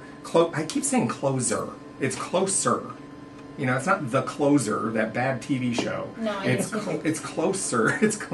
Anyways, it's going until September 15th over at the Arts Factory. You can get more information at atlastheater.org. They're great. And you'll be able to check it out, this interview and our second hour of the interview on YouTube. If you go over to YouTube and kind of search Curtain Call with Eric Ball, you can see all of our archived shows, and you can kind of see what I mean. They had kind of this look in their eye, this energy, you can tell that they're really, really into this intense. It's not really it's a comic tragedy type drama. You know, it's not really all dark tragedy. You know, it's quite, there's some very funny moments, and it's a very intimate show, and you can tell that they're just really into it. And I need to do a straight play, Eric. you know, I was thinking that coming out of Joseph. I was telling myself how long it's been since I've done just a straight play, and let's just do one next week on the air. We'll just do a play. I think that's what we need to do. I think we'll start with, I don't know what we'll call it, but is there a show about a radio? There's got to be a play about Memphis. We'll do Memphis next week. That's not a straight play. That's not. Oh no, that's a musical. Anyways, we'll talk about it and we'll come up with some sort of conclusion. Okay. Speaking of musicals, yesterday I went to go see over at the Smith Center Wicked. Just like the rest of Las Vegas. I mean, everybody's in droves going to see the show, and good. That's, you know, you said something earlier exciting about how this is really, really good for the city. It's just so good for the city. It's just about time. It's about time. And can I say, there's touring groups out there that have shows that are really good, and then there are some that are like, you know, I don't know. They're good tours, but it's like if I see one more janky toury production of Beauty and the Beast, I'm gonna throw up. You know what I mean? It's like, seriously, it's like, come on, you know. Seriously, there's some tours that are kind of janky, you know. And this one, I can't applaud it enough Seriously, I can't. I went and saw, and I've seen Wicked before, so I kind of knew what to expect, and everybody loves Wicked. It's been mass marketed into the ground, so even if you haven't seen it, you know last it. Year? Yeah. Oh my gosh. And yeah. Last year. It's been a year now. Yeah, and so I went and saw it, kind of expecting what to expect, you know. And this is actually a very, very, very, that's four, sorry, very good production of Wicked. That touring group it's quality. It's quite good. I mean, they spare no expense with the production elements, you know, the magic tricks that pop up and stuff. It's all there. But the performances are outstanding, you know. Tipping my hat to Anthony DeValle over at the Review Journal. I was reading his review before going, and he said something about how the only thing that kind of was the performance of the Glinda. Really? And well, in the first act, he said the second act she kind of came out of her shell or something. More opportunities for her to expand on her character, whatever. Okay. But I'm going to respectfully disagree with him because I thought I truly thought her and the Elphaba just fantastic. I mean, and they had a great chemistry, and they had I just really, I suppose when you go and review a show like that, before you even put, pen to paper, there's got to be it's a daunting task. I mean, you probably are, got a million things in your head forcing you to come up with something that you can criticize, and so I assume anyways, but I had a hard time leaving that show disliking anything. I mean, the people in front of us that were sitting there were really loud and obnoxious and obviously don't go to theater. And can I tell you something? Who was it? Steve Sebelius in the Review Journal? He wrote an article recently about how I don't care if you're a regular in the patron base of fine arts goers or not. You got to know how to act when you go to theater, especially a classy joint like Smith Center. I mean, if you're going to go and watch a show there, for the love of God, know how to act. It isn't WWF wrestling. You can't hoot and holler and scream Elphaba every time she does something that you like. And that's exactly what they did. And were there hooting and hollering people? Yeah, right in front of us. And they weren't that bad. They weren't like consistently. Vegas. But like it's like, Vegas, come on, don't make us look bad. I know. So we're classy. We are classy. We can be classy. And so it's like when they sat down before the show, they were sitting there talking, and they were like, the one obviously didn't know anything about Wicked. They knew Wizard of Oz, of course. And the other one read the book or something. She goes, "Oh, I can tell you all about it. So and so does this and this." And I'm sitting there going, "Shh, quiet." Well, I'll tell you what. I don't know if this makes a difference, but I went to go see La Cage aux Folles, which was fabulous. They were just here, and I got a cocktail, I got wine. Mm-hmm. It was huge. It was like grande Starbucks. Huge. So I'm sorry I couldn't help it. I was like, "Go, girl!" God. Before so you even Smith Center, they are very generous over at the Smith Center in many ways. Generous. In many ways. You might want to reconsider your portions over at the concession stands. Oh my gosh! Depends on how much you tip them. Really, it really does. Kind of embarrassing, but. But and here's the thing: I'm all for enjoying a show and expressing your your like or dislike in the performance. That's fine. But I'm also a big believer that just like on stage, you have to kind of act as a community. When you're in the audience, it's a give and take. The actors are giving something to the audience, and how they react goes back to the performers on stage. It's kind of a dynamic that is carefully handled the entire performance. I mean, having done shows where there's not that many people in the audience, it affects your dynamic on stage greatly. Just the opposite. When you have a huge audience of very eclectic people, it affects your performance. So I don't know. I think being a positive part of that dynamic is so important. And I'm getting very technical now as far as your role as a patron. But, just keep in mind the type of venue. I think theater, and this is why I'm so drawn to it, is one of the last places we can go to be classy. I know, right? God knows I can't go to the movie theater anymore. I can't watch a movie. I can't. Every time I go to the theater, and Kelly, I apologize if I'm offending you, but there's always a million teenagers that come in groups. They sit down, and it's a social event. They're texting, they're talking. When they get up to go to the bathroom, 50 others go, and then they come back, and it's a back and forth. They talk to the screen. They talk to each other. It's not sitting and watching a movie like it was in the good old days 5 years ago. I mean, for the love of God, go to the theater and enjoy the show. Don't talk. It's not about you. Sit down, shut up, and enjoy it. That's my commentary, and I'm sticking to it. That's all I got to say. And go see Wicked. If you don't have tickets, there's still tickets left. Go see Wicked. Go, go, go, go, go. You will not. How many shows are left? I think they're here for 3 weeks. 1, 2, 3. I don't know. Go to the Smith Center website. You can find that out for yourself. And you just came back from the Grand Canyon, right? Yes! Okay, now what did you see down there? Because one of our friends is in a show out there. God love her. I saw a dinner theater production of Miss Kitty's Grand Adventure. Like I said, it's a dinner theater in the Grand Canyon, right there on Highway 64. Like, that's the address. Is Highway 64. Just Highway 64. No joke. At the Grand Canyon Steakhouse. It's incredible. Our good friend, my girl, Elizabeth Matthews, is in the cast. And she's got a nice setup right above the theater. Her apartment is literally right above the theater. Like, oh, wow. I'm so jealous. They housed her, and all she has to do is just take some stairs before her call time. Wow. Yeah, and they hook it up. What's the show about? Is it a fun? It's sort of it's cheesy. It's kind of almost folklore. I went in expecting something about like the history of the Grand Canyon. Oh yeah. But no, there's a plot to it. It's like those plays that the Rainbow Company does about Nevada. Yeah. Early 1900s, during like the Harvey Girl days.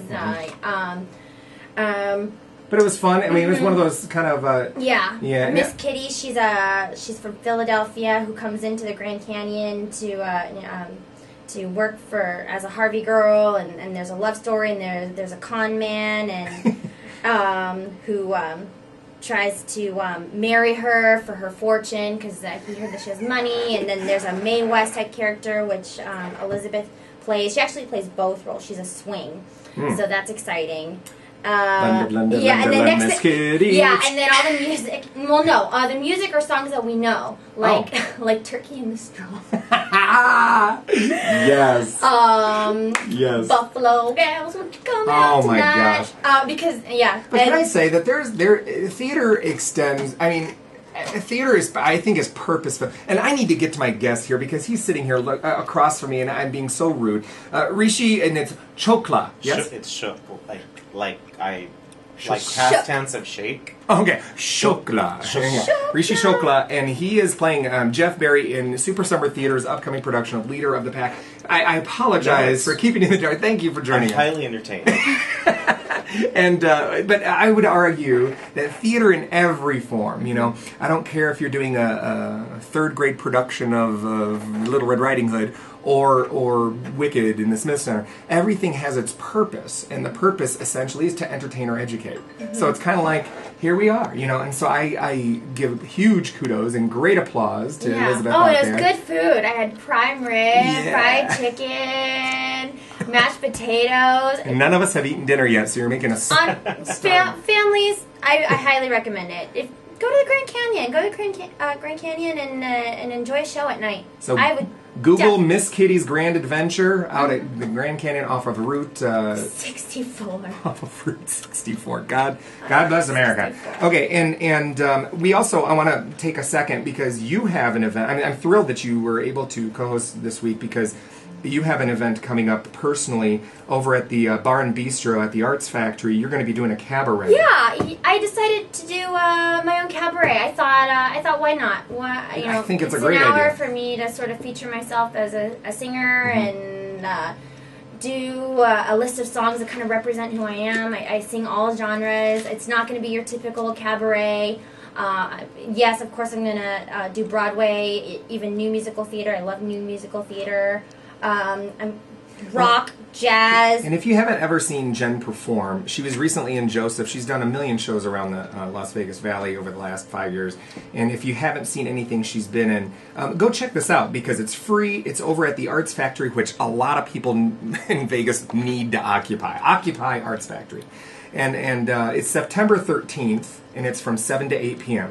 And it's called Fabaret, which I think is fabuloso.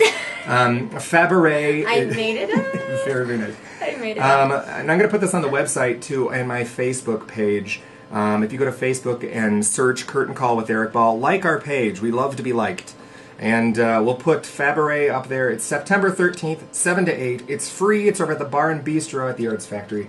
And I wish you the very best. Thank you. I know it'll be brilliant. I know it'll be brilliant. Thank you. But we want to talk right now about Super Summer Theater. We've been talking about Super Summer Theater all summer, which I think is appropriate, in all the different shows. And we are rounding the corner towards the end of the 2012 season, and the final production being presented called Leader of the Pack by Neon Jungle Productions.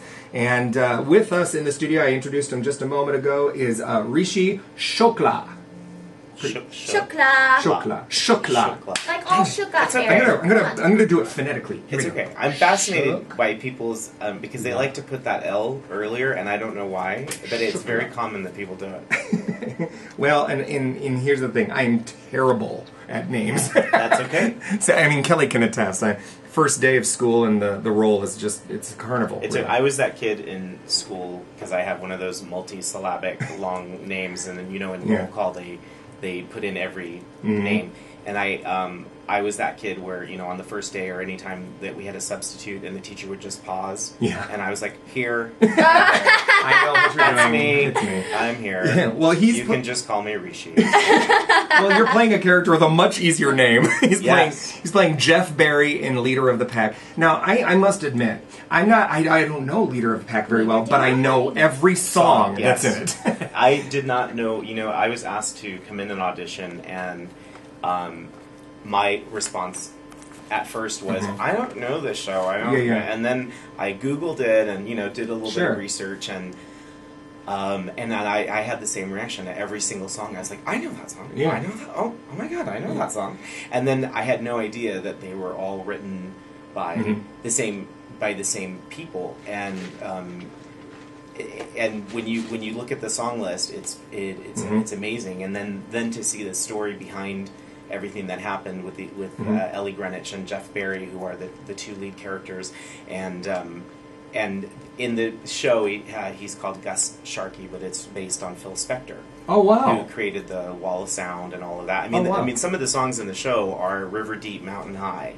So it has a history that you can kind of catalog. Well, it's important to recognize that it is a catalog musical. You know what I mean? It is, and they call it a jukebox musical before that term actually existed. And the funny thing in this show is Anita Bean, who plays Ellie Greenwich, and I love her too. She's brilliant. She is brilliant. We have an amazing cast. There's 13 of us, and wow. And we play. It's pretty amazing. That's cool. Everything that we do. A lot of the shows out there have these kind of big casts. The last show I did out there was Ragtime. Actually, it's the only show I've ever done out there, and that was it seemed like the cast of thousands because it's like 30 or 40 people. I saw it. Did you? Yeah. I saw Ragtime. I played the Jew. I'm playing another Jew. Okay, I remember you now. And so I had a beard, and yes. I was, I think, 50 pounds heavier. But jokingly, somebody called me a Hindu, and I thought that was really funny. I thought that was great. And one of the Super Summer Theater reps made a joke. She's like, "So do you only play Jews?" I'm like, "No, I love Jews." I'm like, I think in another life I must have been a Jew, because now I'm a Hindu. So of course we believe in the reincarnation and all that. Well, maybe you never know. You never know. But now, can you give us just kind of like a synopsis? Yeah, kind of a synopsis of the show, because, like I said, I'm not terribly familiar with this storyline, and yet when I talk to people who are familiar with it, they're like, "Oh, it's one of those shows that you need to see because it's kind of I don't want to say it's like flies under the radar as far as musicals are concerned, but it's got its legs, man. I mean, people who have done the show are like, this is a fantastic show. It is. I'm having a lot of fun doing the show, and I knew nothing. 6 weeks ago, I knew nothing about the show, but I knew almost every song. And that's, I think, the interesting thing about it. These are all the musical numbers right here. I'm looking at the program that... There's, so our script is like 80 pages, like any, and it's literally, it's like, song, song, song, song, song, song, a little bit of dialogue. Song, song, song, song, song, dialogue. Wow. Song, song. And they actually call, in the script, the scenes are actually just called crossovers. because right, and so of course for me, as playing Jeff Barry, and so here's the story, just really it's called Leader of the Pack, the Ellie Greenwich story, and it is told from the perspective of Ellie Greenwich. Ellie Greenwich was married to Jeff Barry, and together Ellie and Jeff wrote all of these songs along with Phil Spector and various other people who helped them. And it's songs like Do Wah Diddy and Hanky Panky. Let me just read some of these. Be My Baby, Do Wah Diddy, Leader of the Pack, Hanky Panky, And Then He Kissed Me, Do Ron Ron, River Deep, Mountain High, We're Gonna Make It After All. These are all Those were all written by yeah, they're all written by Ellie Greenwich. Wow. I mean, seriously, this is like a... You will know... I was talking to my niece who is 21, and I have to educate her. We were talking about theater etiquette earlier, and I have to lecture her about texting in the movie theater and how inappropriate that is. And Good for you. Well, it's the high school teacher in me. I used to be a high school drama teacher. Oh yeah. Holla, I'm a high school drama teacher. That's what I'm talking about. Holla. Yeah, I was a high school drama teacher in Oakland, California. Awesome. And I'm surprised. The thing is about that etiquette is that it does have to be taught. And I'm afraid so. And unfortunately, and then I think nowadays venues are afraid of offending people, and so it's a really... I would argue society is afraid of offending people. Right. I don't really care if I offend people, so... Good. Welcome aboard. Yes. So, which is why I do theater. Why I do theater. It should be provocative and intriguing. That's and awesome. all of it should question. It should make you question. In this story, for example, somebody said to me, they're like, "Oh, you play the villain," and it's interesting because Jeff is, he is the romantic lead. He's the romantic interest, but he is also the villain. He's the bad guy in this story because he breaks her heart. And they do end up getting a split, and she never remarried. She's, these are real people. And Ellie Greenwich died in 2009. Jeff Barry is still alive. And he's been married like 4 or 5 times, depending on how you look at it, because he had one marriage that was annulled and blah, blah, blah. And so the interesting thing is, Ellie as a character is so amazing, because in the 60s, she was so ahead of her time. She was working and writing music, and she was in the world of competing in the world of men. And she wanted to be an independent woman, and she's like the Beyonce of her time. Nice. Seriously, because she's so far ahead. Jeff is the reason that they split up is that he loves her. The reason he loves her is also the reason he hates her, and it's also what attracts him to her is also what repels him. And now you're talking like a high school relationship. Well, it's kind of like that. He always likes a bad boy. No, and they, the interesting thing is they wrote all of these really dreamy romantic songs that are iconic of that time period, and yet their relationship totally fell apart, and it's because of Jeff's inability to see her for who she is, because she's a writer, she is brilliant, she's creative, she's this vibrant, kind of vivacious woman in the 1960s, where just coming out of the 50s, there was this stereotypical housewife and breaking the mold kind of thing. Yeah, and she's so ahead of her time, and he loves her for that, but then in his mind he wants the white picket fence and the 2.5 children. Is he kind of like scared of that too, kind of, or more threatened by it?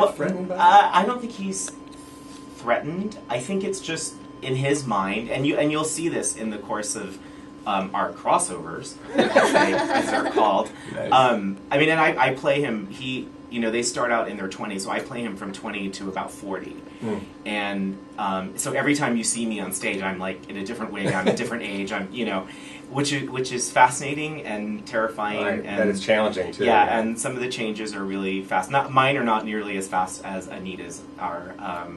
Poor Anita. But she can do it. She can. She's a strong performer, boy, let me tell you. But the downfall of their relationship is that, he literally, when they get married, he very much is like, well, now that we're married, you're going to pop out some kids, and we're going to live in the house, and you're going to stay at home, of course. Revert back to that previously stated stereotype. Whereas Anita has never, ever presented herself as the person who's like just doing this for fun and then going to go be a housewife and all of that. She is who she is, and she's always presented that person, and Jeff has fallen in love with her but chosen not to see that, and he's created his own reality, and when she doesn't live up to his reality, they have a split, and it's really ugly the way that they split, but it's delicious to play. So this isn't, now I argue, as far as catalog musicals are concerned, and you think about some of these songwriters, path kind of being captured on stage in the form of all these different songs. Right.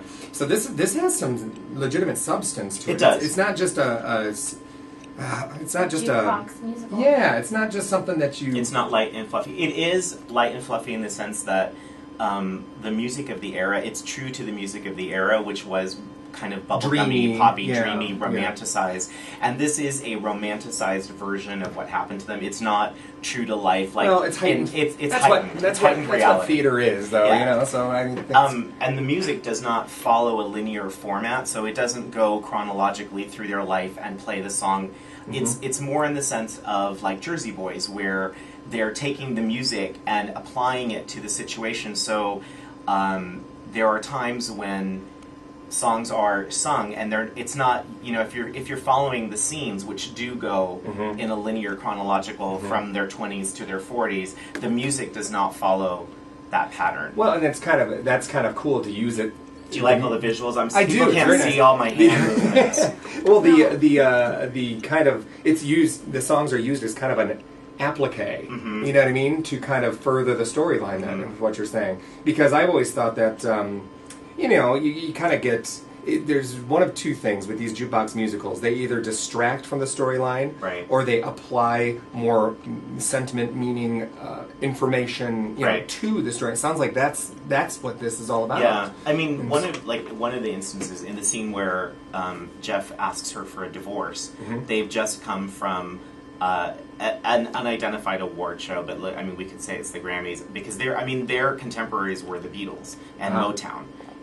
So that was the era that we're talking about, and they've just won 6 awards, and then on that, and they're in this glamorous restaurant, and blah blah blah, and he asks her he's like, I can't take it, and I'm asking for a divorce. Oh, wow. And the juxtaposition of here we are in this glamorous restaurant, and they walk in, and everybody applauds them, and blah blah blah, and it's supposed to be the night of their lives. And you know, and he leaves her sitting in a restaurant by herself with her 6 awards, while the song that's going on is "The Look of Love." Oh wow! Yeah. Conflict. So there's all of this, you know, juxtaposition, and there's another scene where they're in the studio, and this is what I call the reconciliation scene. I have my own names for these scenes. Moments. Yeah, Anita has different names. I have names. Janine, who plays Darlene Love, who is phenomenal. Plays. She has, you know, we all refer to these scenes in different ways. And Audrey, who's the director, she has a different. Yeah, so clearly that's not so great, but that it works out for us. But I totally just lost my train of thought. You know something? It just sounds like you're having a good time with a good cast too. It doesn't sound like this is such a. You know how sometimes the challenge of a musical kind of impresses upon you to the point to where you struggle to find that kind of that rhythm with your scene partners. It sounds like everything's just gelling really well and coming together. You know what I mean? Like any production, it's funny on my Facebook page. I actually just posted because yesterday. What is today? Today's Sunday. Sunday. Okay. It's a long Sorry, weekend. it's just, you know, after, you know, when It's you're not like, over yet. Yeah. We got tomorrow. Yeah, that's true. When you're working and doing show, like everything is just a big blur. It really does. So yesterday we had our run through, and I lovingly called it the train wreck run through. Is that not what I call them? Train wreck run throughs. You need to have a train wreck run through. You do. Oh, You need to. You just You go do. home And so angry and That's what I call them. Drama teacher. See? We just think a lot. I have another affectionate term for it, but I can't. So say do it. I. But I say it in my head all the time. Yeah, it starts with cluster. We'll just leave it at that. Cluster train wreck. But and it's interesting because there are some people in the show that are really young, and like this is their first out of high school production. Sure. We have about half the cast. This is their first show out at the ranch, which is amazing. Can I say something though to that effect? I don't want that to be a negative thing. No, I think it's great. I think it's great. In Joseph, we had I affectionately refer to them as there was a lot of green thespians in our cast. That added an energy and an appreciation level that was unapproached. I agree with. I think it's fantastic. I mean, this is only my second show out at the ranch. Like I act like I'm some big, experienced veteran, but this is really only my second show.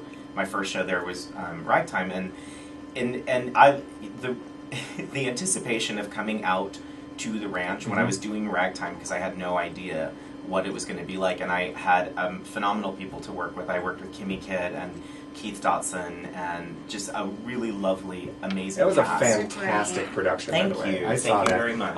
And that's a musical I love anyway. I love that. You know what? It was such a tremendous joy to be out doing that show, and for me, it was highly personal. My parents are immigrants, and my parents immigrated here from Fiji, and then my father passed away several years ago, and that's actually what brought me to Las Vegas, because I moved out here to take care of my mom.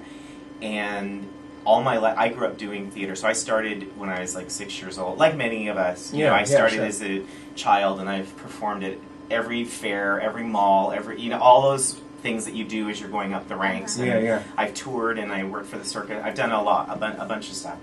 And when I moved to Vegas, it was the first time that I could remember where I had no creative outlet. And it was because of the situation of my father passing away, and then picking up and moving out here and not having a community, and then trying to reestablish myself and having a job and a career and all of that stuff. And when I saw the audition for Ragtime, I don't know what propelled me to go and do it, and because I did. And the audition process was hard, and I ended up getting cast as one of the leads. And it was really difficult for me in my personal life, because I work in the hotel industry. So to commit to 6 weeks of rehearsal when you have a hotel job is very, very difficult. It's another life. Yeah. You gotta appropriately schedule another life. Yeah, and you have to beg, borrow, steal, cajole, beg. I mean, you bribe people to get the time off and all that. So it was a huge, huge process for me. And to get to do that role, and it was in my own way paying homage to my father's journey. Oh, that's wild. Yeah, and that's why it was so important to me, and to get to do it. And that cast was lovely. And the funny thing was that the young girl who played my daughter, every time I'm on stage in that show, I was on stage with basically the young girl who doesn't speak. She speaks, but not in the show. And I'm on like with one other character, like the railroad conductor, or the this person or the that person. And ironically, every time I was on, that other person was played by Anthony Pecora, who I don't know if any of you guys know him, but he's hilarious. He is lovely, and he's now the entertainment director at the Tropicana. But that's great. So we used to joke about that. And then the girl Brandalee, who played Mother, she was just phenomenal. It was a joy to get out there and sing that music. And this music is like that too. You cannot help it. Has there been like a different approach for you for a musical like this versus something? Because there's an emotional throughput for Ragtime. Yes. Has the journey for you been similar or different? This has been. I jokingly referred to I said this show really is about the women. The men really are just kind of the fluff, and Jeff included. And about time, right? And Audrey will probably, our director, who's probably saying that's not true, but it really is. And she's not here, so I can say that. She's gonna kick my butt when I get to rehearsal, but that's okay. Because the story really is about. It's about Ellie's journey. It's told from Ellie's perspective. Most of the songs are, they're these powerhouse singers of that era. That's Darlene Love, it's Annie Golden, and it's Ronnie Spector. These are the voices of, and we have a fantastic cast. Janine Romano, who plays Darlene Love, I think is going to really blow people away. She's just recently moved to Vegas. This is her first Vegas show. Wow. She's performed all over the world. Look out, Las Vegas theater scene. And she's a triple threat. I've been watching her in rehearsals, and all I can say is damn. And can I say something about Anita as well? Anita is she's very, very versatile. She is. And so I would say the majority of the time, directors in the Valley have utilized her ability to don these brilliant character parts. Yes. You know what I mean? And I've been the first to say that she's a brilliant leading lady as well. And I'm thrilled that she's I'm very thrilled that she's going to get a chance to show us her chops, because she is something else. It's interesting because she has a dance background, so she processes like a dancer, and she thinks of things in terms of a dancer. And I come from I'm a theatrical person coming from a theater training, and I'm very like kumbaya, hug a tree, how do you feel? You know, I'm very like that. And she doesn't process like that. She's a very linear, and she thinks in terms of a dancer and in movement in terms of counts. And so it's been really interesting. You know, we've had to find our own rhythm and working with each other, and it's been great. It's always nice to meet somebody who does things differently than you, and helps you to grow and develop and look at things kind of differently. complement each other. Yes, Yeah. yes, Well, and. Well, that sounds. I mean, it sounds like you guys are slowly, you know, getting to the point to where you're going to have like a steady momentum going into opening night. Yeah. You know, and that's usually how it works at the ranch. That transition is always really kind of rough, and then you kind of get out there, and then it brings it together in a different way that you've ever rehearsed it. So right. I always argue. If you're just now tuning in, we're speaking with Rishi Shukla, and I think I'm saying it right. He is the lead and leader of the pack. The Super Summer Theater production presented by Neon Jungle Productions. He's playing Jeff Barry, and you know, Leader of the Pack is one of those musicals. You say Annie, you got it. You say Music Man, you got it. But Leader of the Pack is one of those musicals that a lot of people don't know. And in my research and kind of talking with people, it's a great musical, I'm excited. and it should be done and seen more often. And I sincerely hope that just because it's September and a lot of us are going back to school or heading back into our non-summer routines, I hope maybe you'll save a weekend day to head out to the ranch in what I argue is the most comfortable month of the summer to enjoy a show out there. You know, sincerely, you can get that sun behind the mountains right before the show begins, and then you bring a nice little performance fleece, and you hold your glass of wine aloft, and then you enjoy. It's a brilliant night of theater under the stars. Leader of the Pack is a great musical. In order to get tickets to this thing, they're $12 a piece if you get them ahead of time. If you wait and can get the tickets at the Super Summer Theater door, or rather gate, as you drive up, whatever it is, they're $20, which is a little bit more expensive, but still, these tickets are, as far as theater seats are concerned, it's a steal.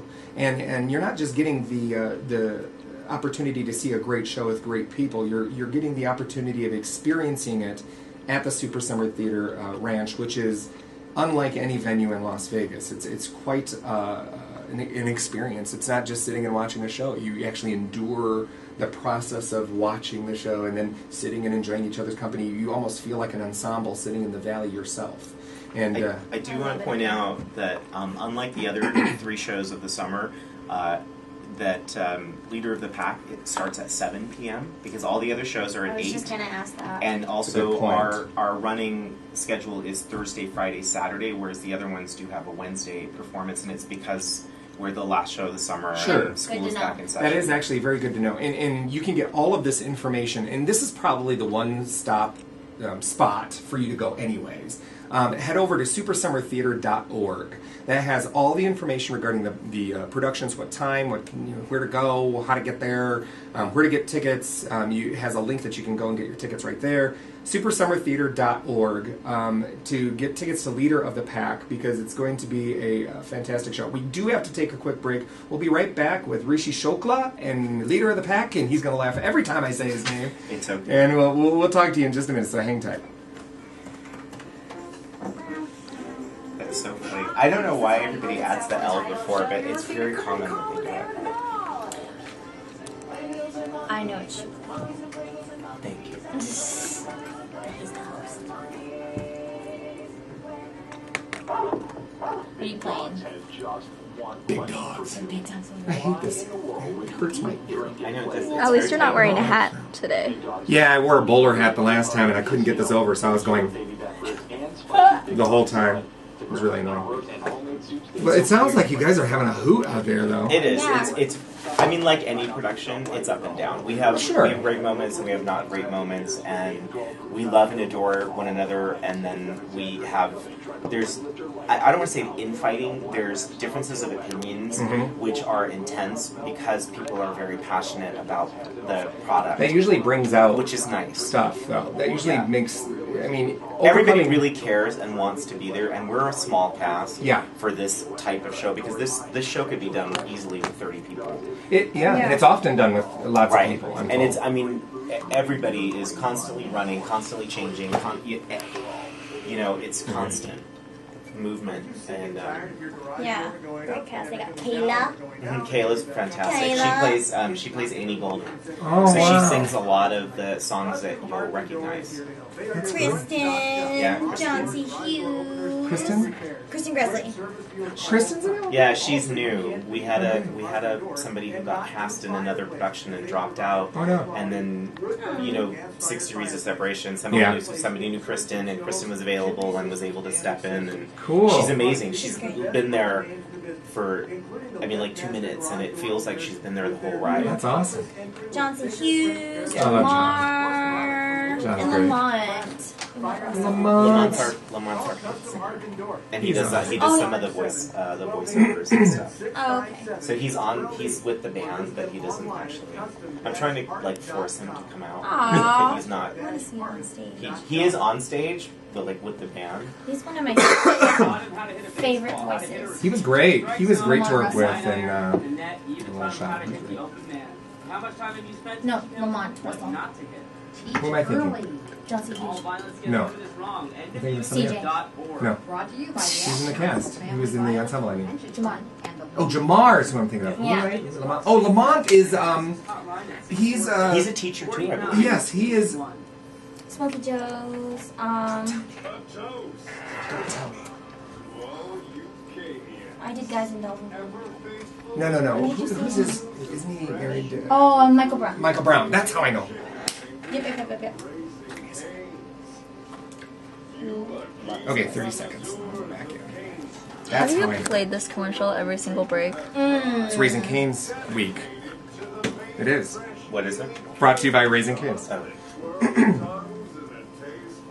Is it me, or does this sound like it's in slow motion?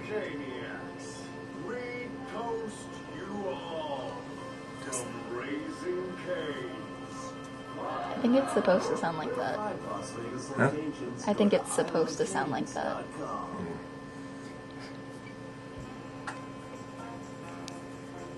Oh boy. You're listening to Curtain Call with Eric Ball. This is David Loud saying... Welcome back. You're listening to Curtain Call. This is Eric Ball and my guest co-host for this week, Jen De La Torre. Welcome. And we're speaking with Rishi Shokla. Shokla. Dang it. It's okay. Shokla. He's playing Jeff Barry in Super Summer Theater's production of Leader of the Pack. It's opening this next weekend, isn't it? We open on Thursday, which is the 6th. And it runs for 3 weekends. 3 weekends, Thursday, Friday, Saturday. It is a 7 p.m. show, whereas most of the shows at the ranch are 8 p.m. And it's because it's in September. Exactly. Yeah, because it gets chilly. But I argue that those September shows are great shows to go and sit out on the lawn underneath the stars and enjoy, because it's very comfortable. Mm-hmm. You know, you can really kind of enjoy yourself and not be too burdened with the temperature of the desert and stuff like that. You know, I just wanted to add really quickly. I've been we're a week away from opening, and so there's been a lot of Facebooking and all that with with everybody's network. And one of the questions I get most commonly is it a family-friendly show? So I do want to emphasize. Everything that they do at the ranch actually is very, very family friendly. Absolutely. And if you have small children and you are not, because we were talking about theater etiquette earlier, Yes. and this is a great way to introduce young theater goers to theater in a non-intimidating environment. It can be really intimidating to take a small child to someplace like the Smith Center, and I love the Smith Center. I'm not talking about it, but it can be very intimidating. I used to teach high school. And I taught in Oakland, California, and I was fortunate that I have gotten to accompany kids on their first venture to a theater, and it can be really overwhelming. It can be really intimidating, and but if there's frankly, it's not what they're used to. Exactly. I mean, they're used to we were talking in the first hour about how everything is so immediate, and the opportunity to have everything at your fingers at every second, anytime you want it. Right. It kind of messes with you a little bit, because then you don't. And I'm not saying anything about any individual, but it tends to rob you of that appreciation of what you're there to do, what your role is in that production. But it's interesting, because this is a great way to come to the theater in a non-intimidating environment. If you've never been out to the ranch, you know, half of the one side of it is lawn seating. You bring a blanket, you can sit down. It's not formal and staid. It's very open. You can lie down, you can sleep, you can stand up. You're not necessarily elbow to elbow with the patron sharing a seat, you know, like an armrest or something. You're you make your own little campsite, for lack of better words. You know, you put your blanket down, you bring a picnic dinner, you raise a glass of wine, and you have an opportunity to kind of enjoy it on your own terms there. Right, and then the other side is lawn seating, and you know you can bring a lawn chair or you can rent one for $1 from the ranch, and so it's great for young theater goers or people who are not regular avid theater goers to go, because it's not an intimidating environment. It's actually a fantastic environment. When I went to see Joseph, and I was there on opening night, and so I'm sitting there and I'm with a buddy of mine, and we were a little bit late, and so I wasn't sitting with the rest of the leader of the pack people because they were all sitting together. So I was just sitting next to these ladies, these elder ladies, and why did I laugh at the elder ladies? No, I don't know. They were they were so lovely. I can't even explain to you. They were like, it turned out they were sisters, and they're offering me and my friend Ray, who we went together, and we're sitting there, and so when they did the pre-show introduction, and they announced the cast for the next, and so I stood up, and that's what engaged us in conversation. And she's like blah blah blah, and she's telling me, and then she offered me some brownies. You're kidding! No, wait, this is so hilarious. These were the best brownies I have ever tasted.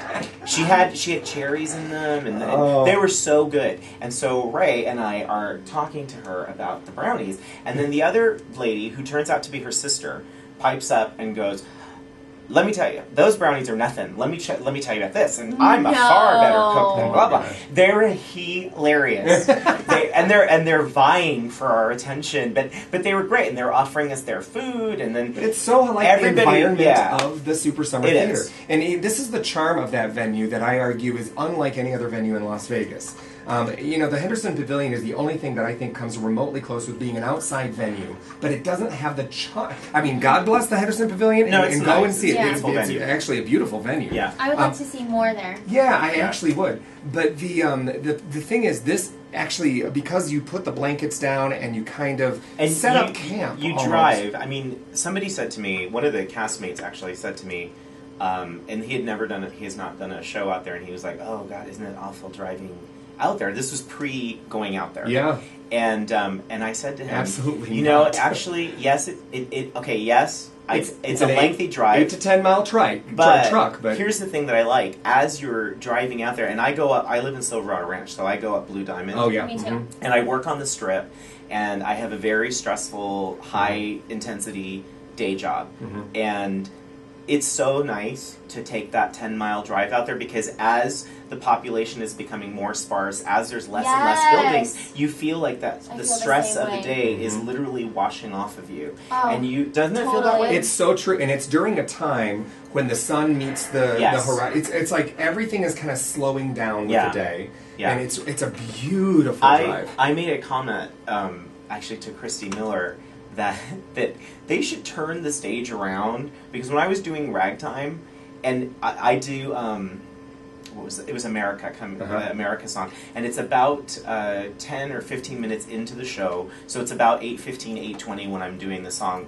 that particular song, and I would be facing the mountains and the beautiful rocks as the sun was setting, and the first couple of times we did it in rehearsal, I really found it hard to focus on. I'm supposed to be singing this very emotional song about this man's journey, and really I'm going, oh my God, that sunset is so glorious. And it's the same thing. You are out there, and it does not feel like Las Vegas. It feels, I mean, I'm from the Bay Area, and so to me, the Vegas climate, I've been here 7 years, and I still have not fully adjusted.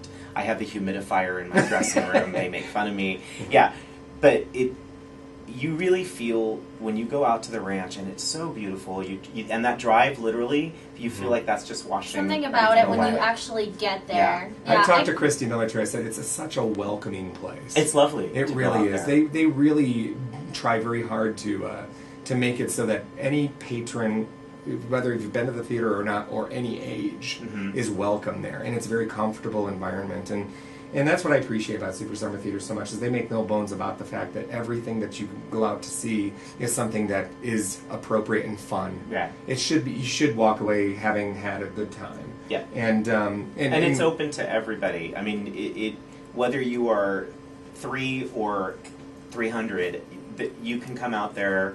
You can find a space that's comfortable for you to sit in or stand in or lay in, and you can see something that's going to lift your heart and make you feel good. If you're just now joining us, we're speaking with Rishi Shukla. Yay! Yay! Finally. He's playing Jeff Barry in Super Summer Theater's production of Leader of the Pack. It's being presented by Neon Jungle Productions, and it's opening this upcoming Thursday, and it's going to run for 3 weeks, Thursday, Friday, and Saturday, and it starts at 7 p.m. Now, here's the thing. You need to go to their website, supersummertheater.org.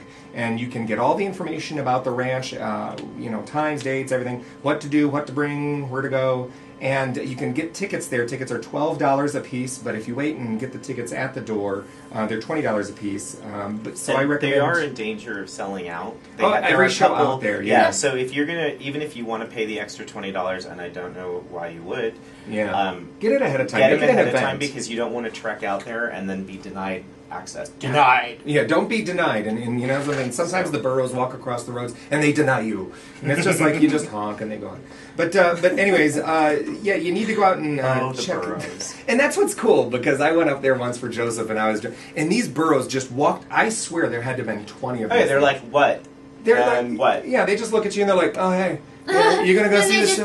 They just keep going. It's really cool. It's like, it's so not Las Vegas out there. It's very, very, endearing, I suppose, is the word I'm looking for. I also want to add that we do have a Facebook fan page. It is Leader of the Pack Super Summer Theater 2012. If you have comments or want to know more about the show or whatever, you can like our page, and we'll be posting some rehearsal footage and. That's awesome. Extras about the cast. So that's great. And also, if you want to watch this interview in its entirety on video, we're intern Kelly here. Intern Kelly. I love that she has a title. She does. She's the only one here that has a title. I know. Really. I guess mine would be guest. Guest equals guest. But she's videotaping this, and it's going to be on our YouTube page. Just go to YouTube and search Curtain Call with Erik Ball, and you'll be able to see this, and you'll be able to see all of the archived footage of the interviews from weeks past and all the foolish shenanigans that go on in the studio when we do this show. We're going to take one last quick break, and then we'll come back and say goodbye to our guest and wish him well as he goes and rumbles off into the sunset, Super Summer Theater's Leader of the Pack. So hang tight real quick. Listening to Curtain Call with Erik Ball. I like your glasses, Erik. This will be a quick one. We'll just come. Complimented your glasses. What's that? I like your glasses. Oh, thank you. I appreciate it. Thanks. I like. My wife has a lot of shoes. This is my shoes. Yeah. These are my glasses. I have like 50 pair. Sweet tomato salad bar includes fresh tossed. So, are you trying to get back into doing more theater? Because rec time was a long time ago. Yeah, it was like 3 years ago, 4 years ago. It was kind of long ago. It's been really difficult for me because of my day job, and so for me to take on a commitment like ragtime, I really, really, really wanted to do it, and everything just kind of fell into place. And since then, I mean, I've done since I've been out here, I've done little kind of one-off gigs like Margaret Cho and Neil Diamond, things like that. I know I got to sing backup for Neil Diamond at the Billboard Music Awards. Unbelievable! I want to do that. I know, right? It was so nice, so nice. And then I get out there, and I met Britney Spears, who is dumb, deep. You taught him how to hit a baseball. And Nicki Minaj, who there's a nice C word for her. But then it was like Rihanna and Jonas Brother, all these other people that I got to meet who were really cool. And but yes, I would like to. Because now my day job, I have a different job, and it actually does lend itself to being able to take on more projects because it's consistent, and I have a better schedule, and I think too, just emotionally, spiritually, like I'm in a much different place, and it allows me to pull on those experiences. That's awesome, man. Because I've been a lot of theater people, I've been performing most of my life. Yeah. And this was the first time where I wasn't performing, but I was having a life. So I had all these experiences now that I think make me better. Yeah. Well, I wish you the best, brother. Seriously, Thank this is you. fantastic, man. Thank I'm thrilled. Find out more at goredforwomen.org. Hey there, this is City Weatherhead from the web series Submissions Only, and this is Curtain Call with Erik Ball.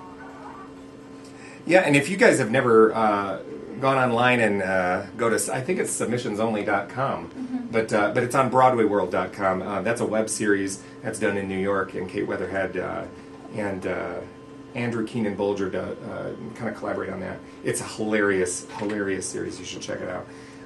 We're back, and we're here with Rishi Shukla, and he's playing Jeff Barry and I just want you have to tune in on the video to watch his face as he attempts to say my name. He's like cringing as he says it. I'm trying to be so sensitive. I want to make sure it's right. Listen, as you know, you're a high school teacher. I was a high school teacher in the hood. You have to work really hard to offend me, especially when it comes to my name. Well, because I'm going to be like, really, is that the best you got? I'm just, I could butcher it, but you can. No, but he's a leader of the pack at Super Summer Theater. We only have a few minutes left, so I just want to say thank you so much for being in the studio with us today. It's been a pleasure getting to know you and knowing more about this musical that I didn't know very much about. And I would argue that a lot of your audience might not know Leader of the Pack, the musical. Obviously, everybody knows the song. So Super Summer Theater is a brilliant venue. They do great stuff out there. That board is a fantastic, caring, loving board that really wants to give to the community family-friendly entertainment in a venue that's very, very endearing. And so very affordable. Well, that too. It's only $12. So go to supersummertheater.org and check out Leader of the Pack. And it's opening this Thursday, so you got plenty of opportunity to get your tickets to many, many shows that's coming up. And they have a great cast, a very passionate director, and this is a new theater company too. So they're very interested in making their mark. I can imagine. It is. Audrey Karen it's her company, and this is their first. Fantastic. First production. I'm so happy for her. Oh, yeah. She's a wonderful performer. She's lovely. She's actually in Nonsense and Best Little Whorehouse in Texas, which I love. The contrast of those two shows. Well, it evens it out, and she can go to sleep at night. But she's lovely, and this is her production. And a lot of the people that have worked on this, they're the designers are coming from shows off the Strip, and people are volunteering their time, and the casting. Well, I wish you guys the best. I mean, it sounds like a fantastic cast, a great show. It's going to be a lot of fun because all the songs everybody knows. So it's like it's going to be how the songs get applied to this storyline that we don't know. Mm-hmm. That's going to be the fun and the discovery of the production. So I encourage you to go out there and give them your patronage. It's going to be fantastic. Real quick, I want to go through other things as well. Las Vegas Little Theater has a new works competition. It started today. It's going through December 31st. They also are having auditions for Inspecting Carol, September 17th and 18th. Las Vegas Little Theater, go check them out at lvlt.org. Atlas Theater is holding auditions for God of Carnage, September 8th. You can see all the information for that at atlastheater.org. And I'm going to encourage everybody in droves, my friends, to go out and support Jen De La Torre in her cabaret over at Bar and Bistro at the Arts Factory. It's called Fabaret because it's fabulous, and she's fabulous. She is really fabulous. She really is. Unbiased, I say that. And it's September 13th. It is free. It's from 7 to 8 p.m. If you have seen Jen perform before, you'll know she's fantastic, and it's going to be a wonderful evening of singing very, very different songs from musicals and contemporary stuff as well. And if you haven't seen her, I recommend that you go and check it out because you're going to be in for a treat, I guarantee you. Thank you. Yes, and so I'm going to have to sign off here. You're listening to Curtain Call. We're here every Sunday from 6 to 8 p.m. We are going to take a break next week. We will not have a show next week because they're doing something with KSHP and the sports, something's going on, I'm not sure. So we won't be here next week, but we will be back the following week, and I encourage you until then to like our Facebook page and go to our YouTube page and watch our archived footage. So, for Chris Scott, our producer, and Jen De La Torre, and intern Kelly, thank you so much for listening to Curtain Call. This is Erik Ball, and we'll talk to you next time. Take it easy.